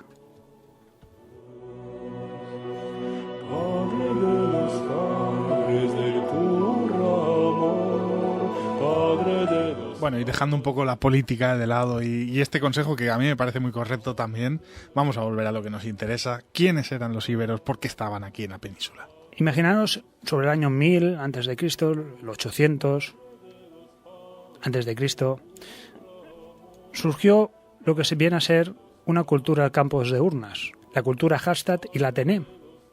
Claro, muchas veces algunos alumnos cuando escuchan Hallstatt, Tené, uy, qué cosa más complicada. Simplemente son los pueblos más cercanos que hay en Austria, la zona central por Suiza. Son los pueblos más cercanos donde hay unos yacimientos, donde unos arqueólogos encontraron unos materiales y sobre todo un rito que cambió, la incineración. Gracias a esta cultura se dejó apartar lo que es el enterramiento en túmulos para volver a lo que es, digamos, la incineración. Después de quemar estos cuerpos, lo metían en unas urnas y eran enterrados. A veces le ponían algunas estelas, otras veces no. Y esto es importantísimo porque cambia, digamos, quizás el pensamiento cambia, ¿no? Y con estas migraciones que vinieron sobre 800, 1000 antes de Cristo, que vino del centro de Europa, pues claro, las personas que habían aquí, porque aquí siempre, desde hace millones de años, sabemos que en Atapuerca pues había gente, había personas, o sea, no es que viene de nuevo, simplemente que se trae lo que es su cultura y es traspasada a los que habían aquí. Curiosamente, estos poblados en Hallstatt y la Tenem, aquí en Cataluña, lo que yo más conozco, por ejemplo, en Cataluña, Badalona, etcétera, estaban establecidos no en las montañas, sino en zonas planas, donde se puede vivir mejor, ¿no? En una zona más proclive para la vida. Pero pasó una cosa. Algo pasó que cuando llegaron los iberos poco a poco se fueron yendo a los cerros. ¿No sé si habéis visto alguna vez algún oppidum? Un oppidum es lo que vendría a ser un poblado íbero en altura fortificado. Ópida sería el plural. Entonces estos oppidum, ¿por qué de repente estas poblaciones se iban a vivir en unos sitios tan elevados donde la vida era muy difícil? Porque, claro, tú estás ahí excavando o estás paseando y dices, pero aquí vivían, porque están a la intemperie del frío, de la lluvia, incluso de la nieve. O sea, era una vida allí muy difícil. Pero claro, algo les mandó para asegurarse la supervivencia, para defenderse. ¿Qué es lo que les llevó a hacer estas cuestiones? Pues seguramente sus contactos comerciales con griegos, fenicios, pues les empezaron a decir que, cuidado, que Cartago, la potentísima Cartago, estaba iniciando un ataque, digamos, hacia el Mediterráneo y que pronto se verían envueltos en guerras, lo que suponía que se tenían que defender. Aparte que quizás a partir del siglo VI, V, la violencia en el mundo ibérico se extendió. Y todo derivado porque siempre han sido también grandes guerreros. Unos guerreros que incluso llegaron a luchar al lado de los espartanos. Entonces, claro, después de ver este mundo que eran contratados como mercenarios, quizás estas bandas que venían de fuera del mundo exterior, pues se hicieron como bandas de bandidos muy peligrosos, que en tiempos cuando no había guerras, no eran contratados, pues ¿qué hacían? Razias. Es decir, un ataque rápido a cualquier poblado, pues para conseguir cualquier cosa de alimentos, tesoros, etcétera, y de esta manera quizás la violencia se fue extendiendo en el mundo íbero.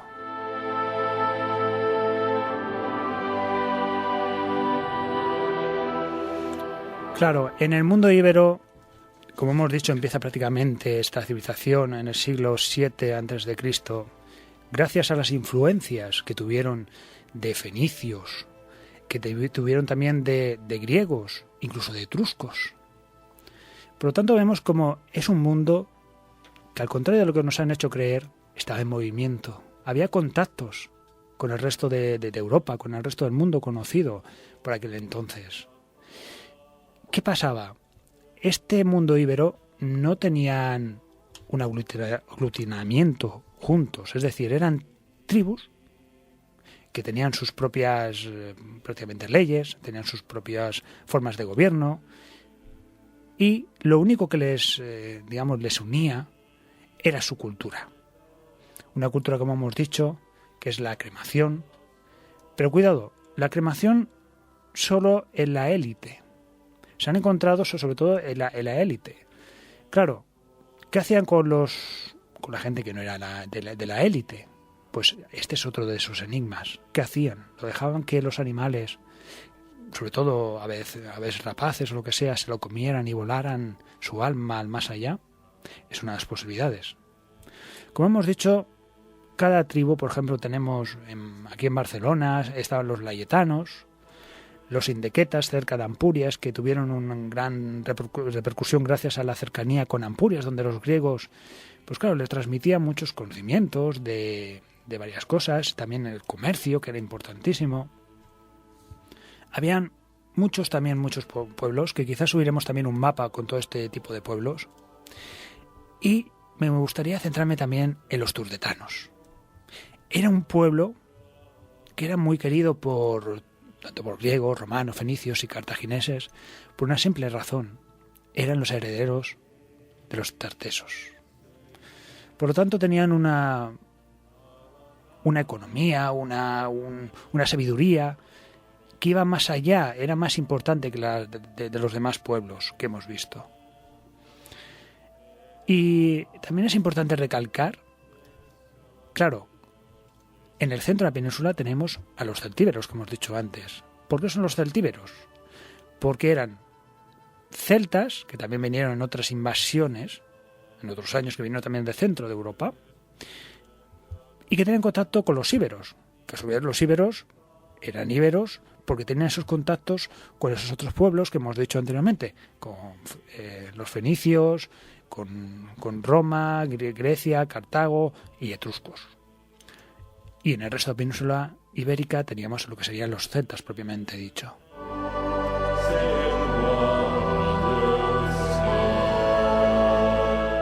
Cristóbal, comentabas que una de las cosas que unían a los íberos como pueblo, como sociedad, por decirlo así, eran sus creencias y sobre todo este culto lunisolar.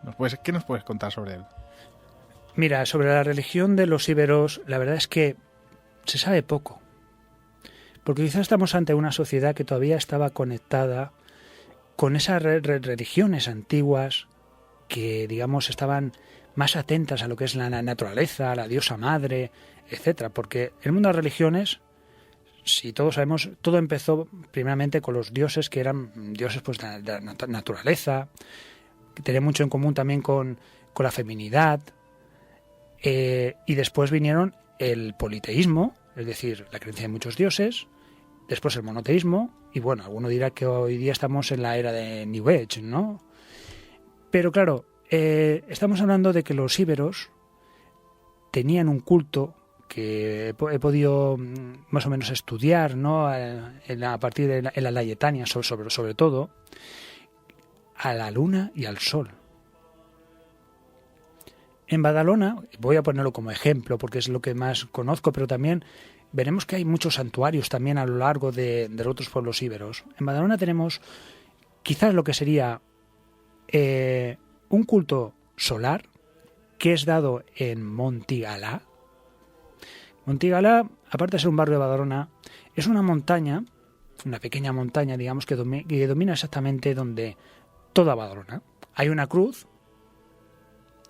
puesta en el 1913, me parece que fue, y allí, justamente en ese lugar, se han encontrado unas inscripciones al dios Sol. Entonces, seguramente este lugar era un santuario dedicado al dios Sol. ¿Qué pasa? También luego, muy cercano a la costa, ya también en Badalona, tenemos lo que es Montgat. Cuidado con Montgat porque yo me he quedado encantado de esta historia, porque en Montgat seguramente lo que pasa por debajo justamente de las vías de que pasa el tren viene a ser lo que sería un santuario dedicado a la luna. ¿Qué diferencia hay? Claro, el sol es algo inmutable, siempre está ahí, siempre regresa. En cambio la luna marca los ciclos de la vida. Entonces, claro, estos cambios es muy importante. Y según Ptolomeo, aquí en Montgat había un santuario dedicado a la luna. Yo solo quería hacer un comentario que creo que también te lo comenté en su día sobre este santuario que dices que está en Montgat. En Montgat está el primer túnel de la historia de la península ibérica del ferrocarril, en esa primera línea que se hizo Mataró-Barcelona. La primera en España fue Cuba, pero la primera en la península ibérica fue ese Mataró-Barcelona, Barcelona-Mataró, y el primer túnel pasa por el primer túnel se hizo en este turó de Montgat, ¿no? En esta montaña. Y Desde entonces, esta línea de tren no admite trenes de 2 pisos porque el túnel es muy bajito y no lo quieren retocar. Porque dicen, y siempre lo han comentado, que no quieren hacer obras en el primer túnel porque históricamente es el primer túnel. Cosa que me parece una solemne tontería porque se podrían hacer obras, expandirlo un poquito más y seguiría siendo el primer túnel de España, eso no se lo quitará a nadie. Sin embargo, cuando tú me lo comentaste, es que resulta que esa es la montaña, que se supone que es un sitio de culto a la luna o que tiene ese halo mágico íbero, y quizás no vayan por ahí también los tiros de que lo quieran conservar como el parque natural que es, porque se ve que ahora ya es parque natural y etcétera. Y me parece curioso, porque es en ese túnel donde está ese culto a la luna, ¿no? Efectivamente, Pablo, es que en 1848 me parece que fue cuando sufrió mucho esta pequeña montaña que da justamente al mar, daba al mar, sufrió mucho porque aprovecharon la grava que había en esta montaña y la redujeron bastante. Este lugar de siempre ha sido un lugar muy estratégico.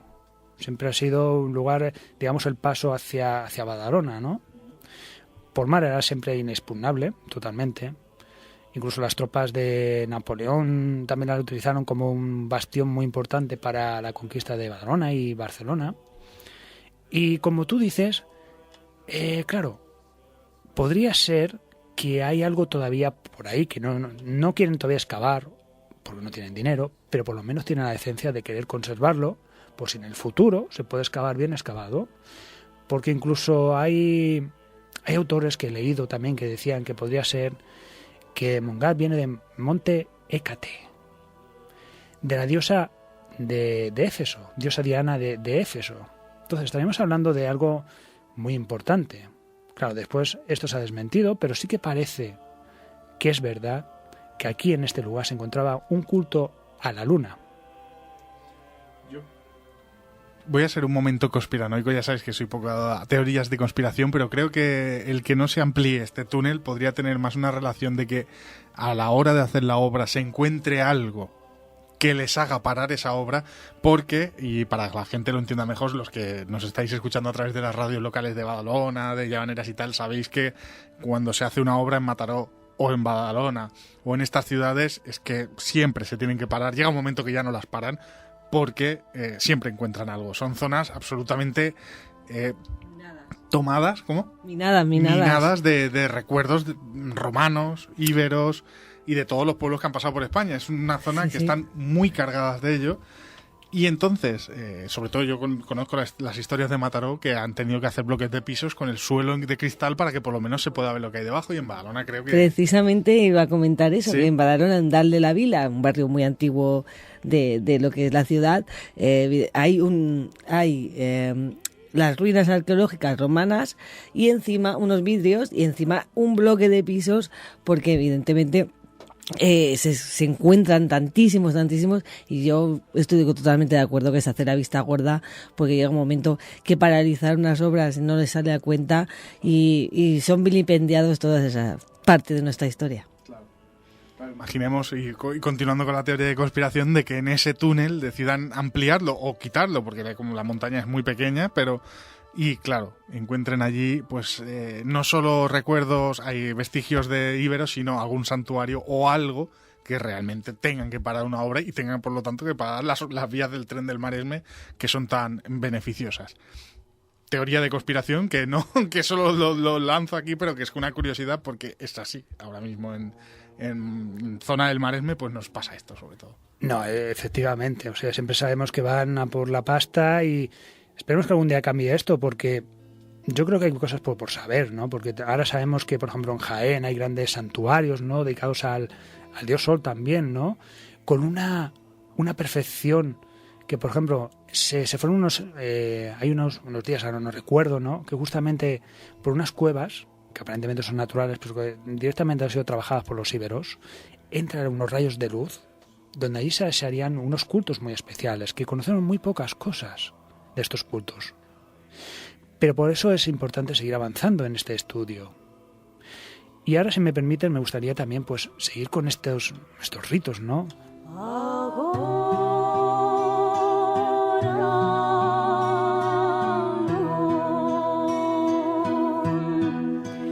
Si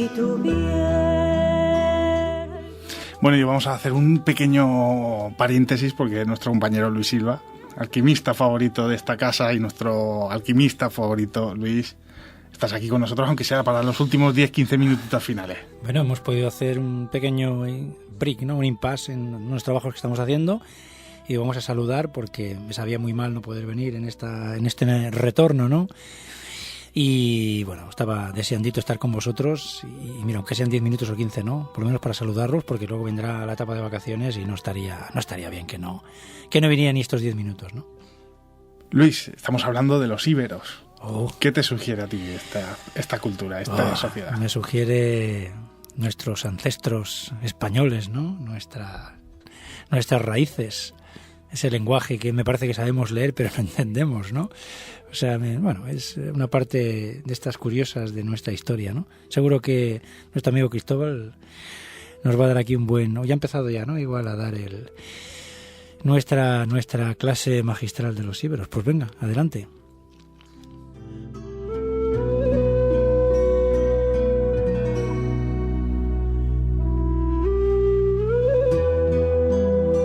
De hecho, estábamos conspirando un poco sobre temas de por qué no se abrían según qué sitios, por aquello de que siempre se encuentran vestigios, pero si te parece vamos a volver a la historia, que es lo que nos interesa también.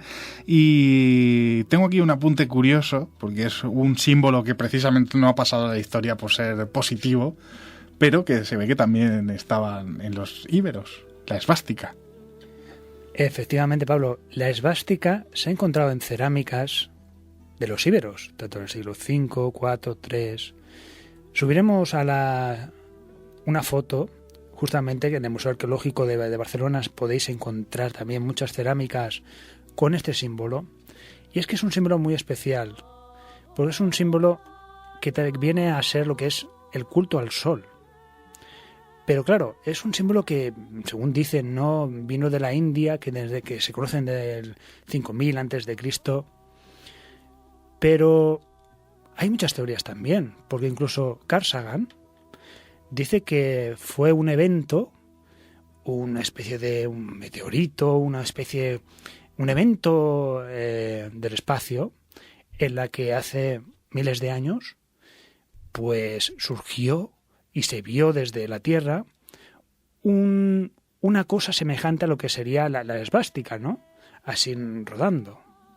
Claro, es muy interesante, que podría ser que por eso se conoce este símbolo, tanto en culturas tan lejanas, y claro, ¿y por qué se conoce?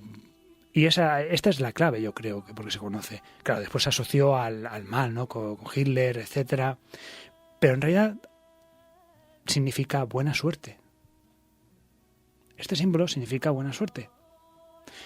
Entonces, claro, en cualquier santuario, incluso en casa, ¿no? En la vajilla que tenían, pues hacían este símbolo tan extraño. Y también espirales. Porque las espirales es como un comenzar de nuevo, como que la vida siempre vuelve a repetirse, ¿no? Lo que hemos dicho antes, el sol siempre está ahí, siempre vuelve, ¿no? Entonces seguramente las espirales también vienen a significar un poquito esto. Pero sí, sin duda la esvástica es muy interesante, ¿no? Y siempre que me paso por algún museo o alguna pieza, me hace gracia ver a los chavales, ¿no? Cómo se acercan y dicen, mirad, eran nazis.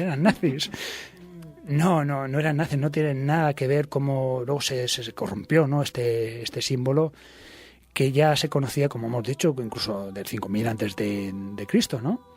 Hay otras teorías que también, como hemos dicho en algún capítulo también de Más allá de la historia, Gustav Carl Jung dice que es un símbolo que viene del inconsciente colectivo, es decir, que ya venimos a la Tierra con él y que por eso en culturas tan diferentes pues lo han intentado plasmar, ¿no? Hay otra teoría también sobre este símbolo que también a mí me gusta mucho, ¿no? Porque es algo bastante normal de la vida, ¿no? Porque dicen que cualquier cultura que se dedicara a hacer cestas con mimbres, etcétera, pues el primer paso, el patrón, dicen, ¿no? Que al hacerlo, las primeras puntadas, pues sale lo que es este símbolo. Es curioso, ¿no? Entonces cualquier cultura que sabe hacer un cesto, pues le saldría este símbolo.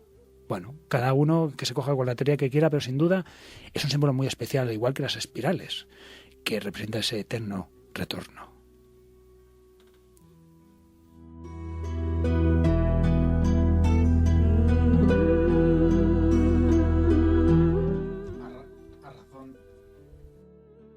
A razón de las espirales, y es otra conspiración, ¿alguna relación íbera con Atlantes?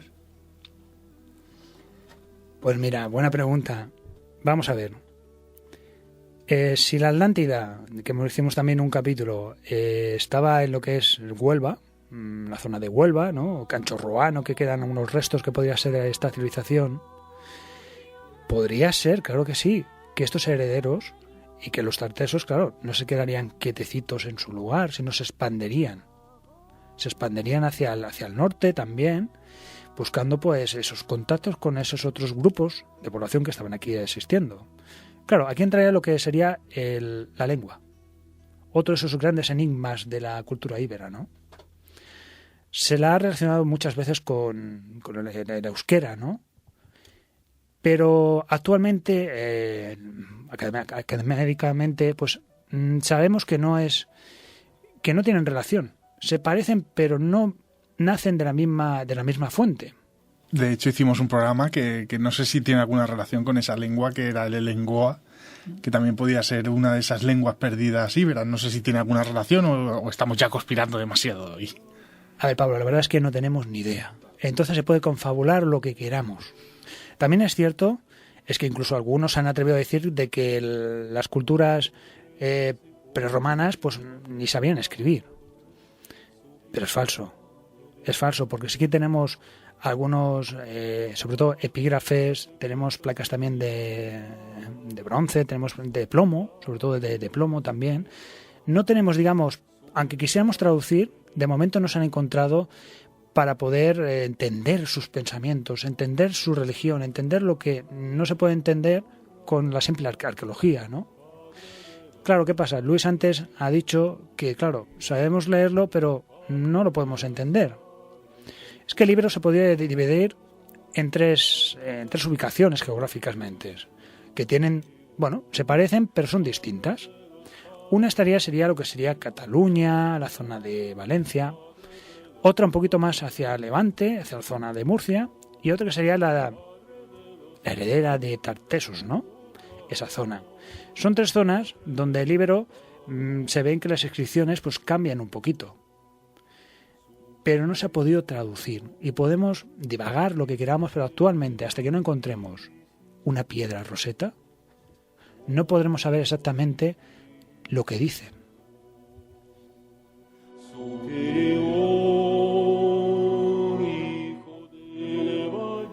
¿Cómo era el día a día de un íbero normal y corriente, de un ciudadano de la calle, por decirlo así?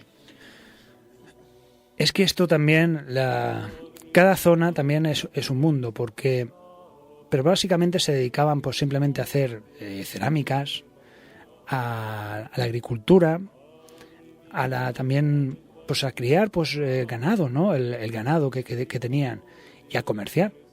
O sea, era una vida bastante dura, porque fijaros dónde viven, ¿no? En esos altos, esas montañas ahí arriba, que hay un frío por las noches debía hacer increíble. En unas casas, que por cierto medían 35 metros cuadrados, 40 metros cuadrados como mucho, eran cuadradas y tenían prácticamente a veces una simple habitación que servía para todo.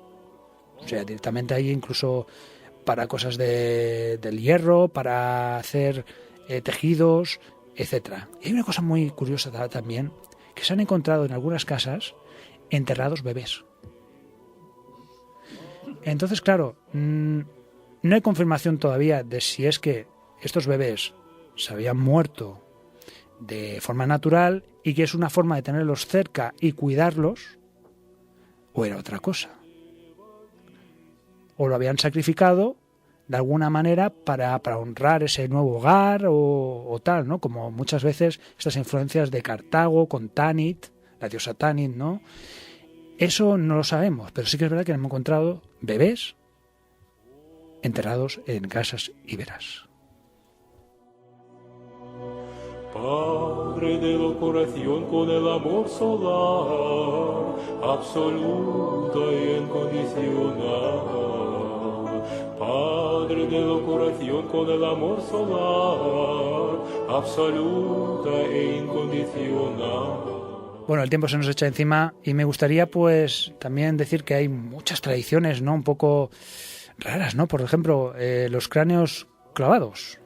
Estos cráneos clavados se han encontrado, por ejemplo, en yacimientos como el Puig Castellar, donde es curioso cómo a los enemigos se les cortaba la cabeza y se les ponían en las puertas de estos oppidum para intentar que el enemigo viera que eran terribles. Pero es que esta práctica es muy curiosa y tiene mucho más dentro de sí, porque para los antiguos muchas veces en la cabeza estaba el alma. Entonces hay detrás una mitología, ¿no? de la cabeza, donde absorber el poder, el alma del enemigo muerto, ¿no? Como tantas veces hemos visto en los celtas, ¿no? Cuando guerreaban mucho después con Julio César, cómo iban con los caballos, con repleto de cabezas de estos celtas, con cabezas de enemigos. O sea, siempre ha estado relacionada las cabezas con algo más espiritual, ¿no? Para terminar, Cristóbal, que se nos echa el tiempo encima, nos dejamos muchas cosas, pero yo creo que también se ha despertado el interés en la gente en que busque más información sobre los íberos y el pasado, nuestro pasado, que a fin de cuentas es eso, pero cómo fue el final de esta civilización, de esta sociedad. Académicamente muchas veces es muy fácil no decir romanización, con esa palabra todo solucionado. No, es una cosa mucho más complicada. Tenemos en cuenta que en el 218...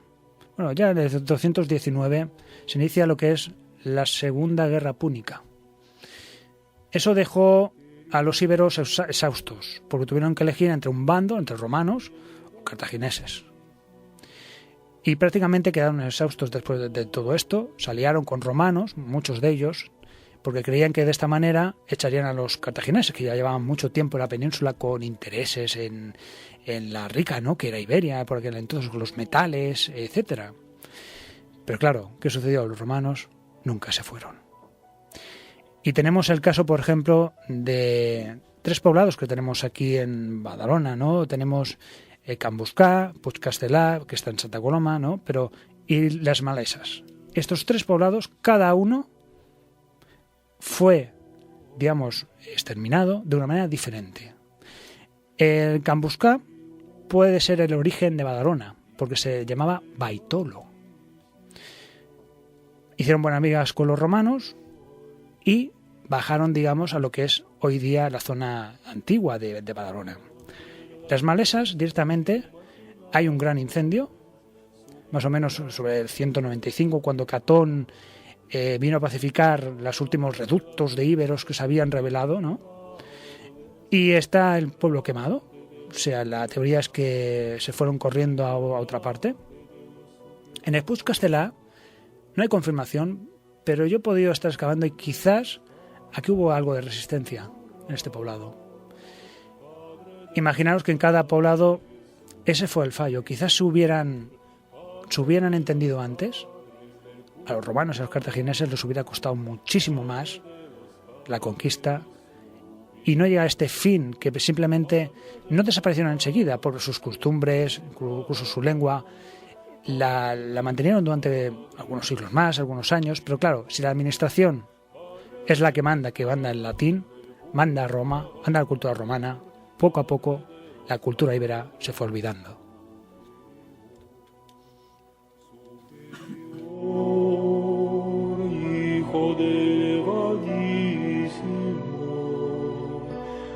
Siempre acaba cruzándose en nuestras vidas Publio Cornelio Escipión y Aníbal Barca, ¿eh?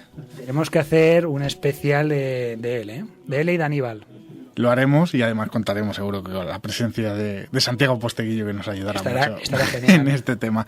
Cristóbal, como siempre, un auténtico placer este recorrido por los íberos. El placer es mío de reencontrarme aquí con todos vosotros, de intentar, hacer estas aportaciones, ¿no? Aparte de lo que siempre se ve de los íberos, lo que sabemos, pues estas pequeñas cositas, ¿no? De Montgat, de Montigalá, que, es a nivel local, pero se puede extender, ¿no? Y y es bueno siempre la sabiduría. Y es un placer que Luis haya podido también escaparse. Claro que sí. Gracias, hombre. Y nada, un placer. Muchas gracias a todos.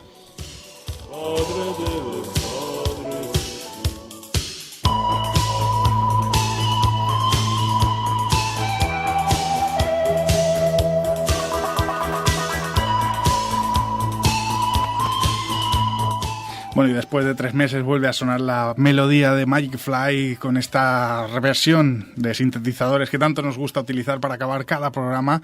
No sin antes, hoy vamos a presentar una mini sección que va a ser de poca duración y se irá haciendo de vez en cuando, sobre todo cuando tengamos eventos donde o compañeros o participe el programa Los Misterios nos miran, y Marta nos lo va a decir, la agenda. ¿Qué agenda para julio tenemos más interesante, además? Sí, mucho. Sabe a gloria la música final. Bueno, pues este viernes, día 17 de julio, a las 7 horas de la tarde, en el FNAC de Diagonal Mar en Barcelona, tendremos a Carlos Ollés, que presentará su libro 50 lugares mágicos de los Pirineos, y espero que todo el mundo pueda asistir porque merece la pena ver a Carlos siempre Ollés. Además, con la singularidad que nuestro compañero Luis Silva estará acompañando a Carlos Ollés en esa presentación, así que si estáis por Barcelona o alrededores, por favor no faltéis. 17 de julio, este próximo viernes, en Barcelona, en el FNAC de Diagonal Mar. Pero además el 17 es un día completito. Cuando Exacto. acaben de FNAC tienen que ir corriendo.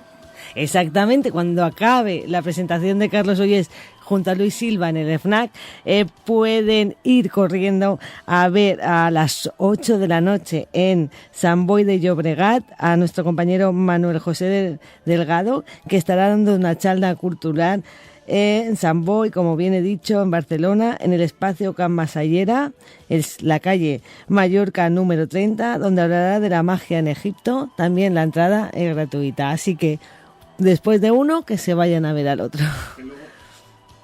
Luego Manuel seguro que invita a la Coca-Cola. Seguro. Y para terminar la agenda cultural Y de cerrando Misterio, nuestra agenda de esta semana, no podía ser menos, de nuevo, nuestro amigo y compañero Luis Silva, dentro del programa de actividades y cursos que organiza la Escuela Andalusí de Málaga. El próximo viernes 24 de julio, Luis impartirá un curso llamado Alquimia, una rama de la filosofía natural. El curso es de 10 a 2 de la tarde y de 4 de la tarde a las 8 de la noche.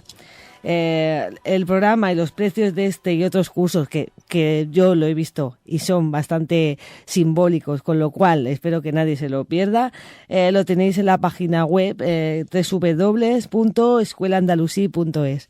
Así que los que estéis en Málaga, y si no estáis en Málaga también, no podéis faltar al curso de alquimia que va a dar nuestro compañero y amigo Luis Silva.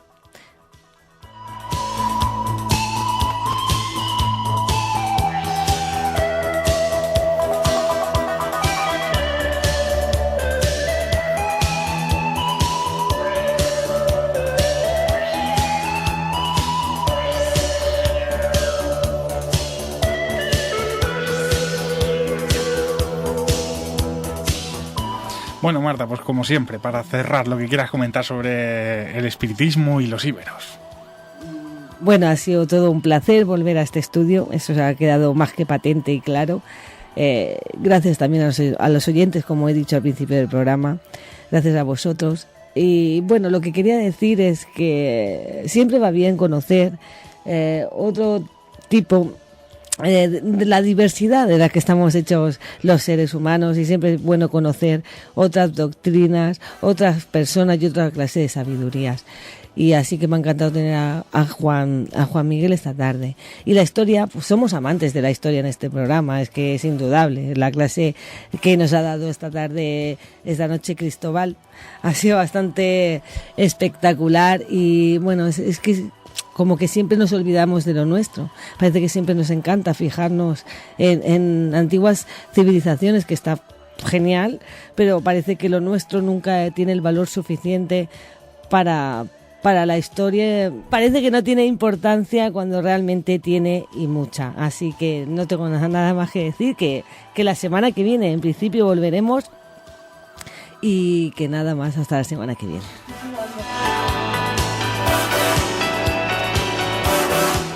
Luis, has estado poquito rato, pero bueno, si quieres comentar sobre lo que piensas y lo que crees del espiritismo y lo poquito que has podido escuchar de los íberos. Bueno, y además de la charla que tienes ese curso. No domino mucho el tema del espiritismo, ¿no? Sobre esas historias, ¿no? Me parece que nacen en el siglo XIX y bueno, esa corriente, ¿no? Me hubiera gustado, me hubiera encantado escucharla, pero bueno, por razones profesionales no ha podido ser. Me ha encantado escuchar a Cristóbal, el trozo que le he podido oír.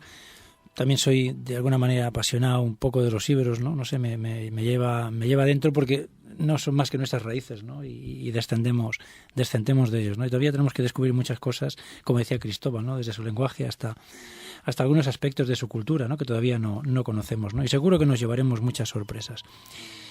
Y bien, ha sido un placer estar estos 20 minutos con vosotros, volver a estar con vosotros y compartir un poco de radio. A los oyentes, pues un saludo enorme. La semana que viene no podré estar porque estaré iré en coche hacia Málaga, haré una parada seguramente en Crevillent para saludar a los amigos, que todavía no lo saben, y o sea, no podré estar aquí, pero cuando volvamos a empezar, que no sé cuándo será todavía, si será en septiembre, será en agosto, seguiréis haciendo... Bueno, pues aquí me tenéis y con vosotros para, bueno, pues para seguir haciendo radio y disfrutando de vosotros y de los invitados que traemos y de los oyentes, claro que sí.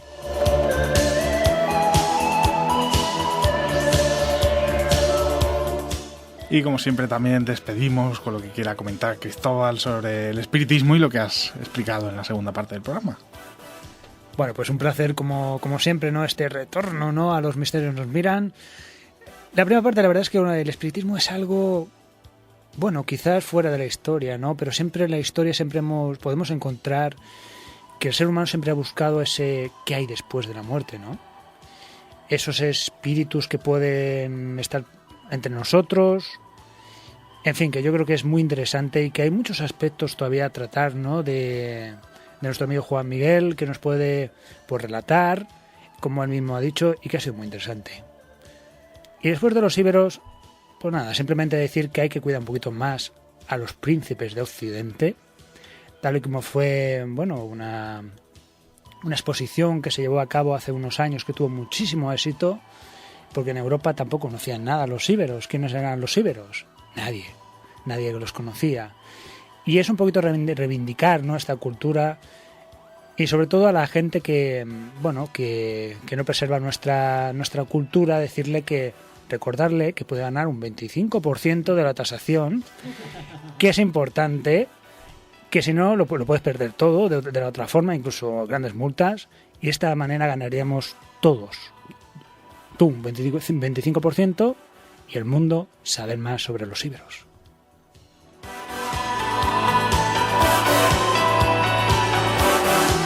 Bueno, y como siempre agradecemos a Ana, que está pasando las canutas hoy con el calor que hace en la otra parte del cristal del estudio, porque no tenemos aire para todos. De hecho, estamos nosotros también encerrados sin aire, pero hay que hacer estos pequeños sacrificios para estar con vosotros. Ya os comento que en principio la semana que viene volveremos a estar aquí, pero una de las novedades del programa, si todo va bien, es que pasaremos a ser quincenales. Ya os lo iremos confirmando, porque a lo mejor luego nos animamos y venimos cada semana o no, pero la idea es volver a ser, bueno, pasar a ser un programa quincenal. Es uno de los pocos cambios que vamos a hacer. Habrá alguno más, pero ahora estamos otra vez un poquito de rodaje, vamos a hacer una continuidad. En agosto seguramente se harán algunos programas especiales y en septiembre vamos a volver con todas las fuerzas y las pilas recargadas, pero de momento la semana que viene a lo mejor hasta damos la vuelta al mundo. Nos vemos dentro de 7 días. Muchas gracias. Hasta la semana que viene.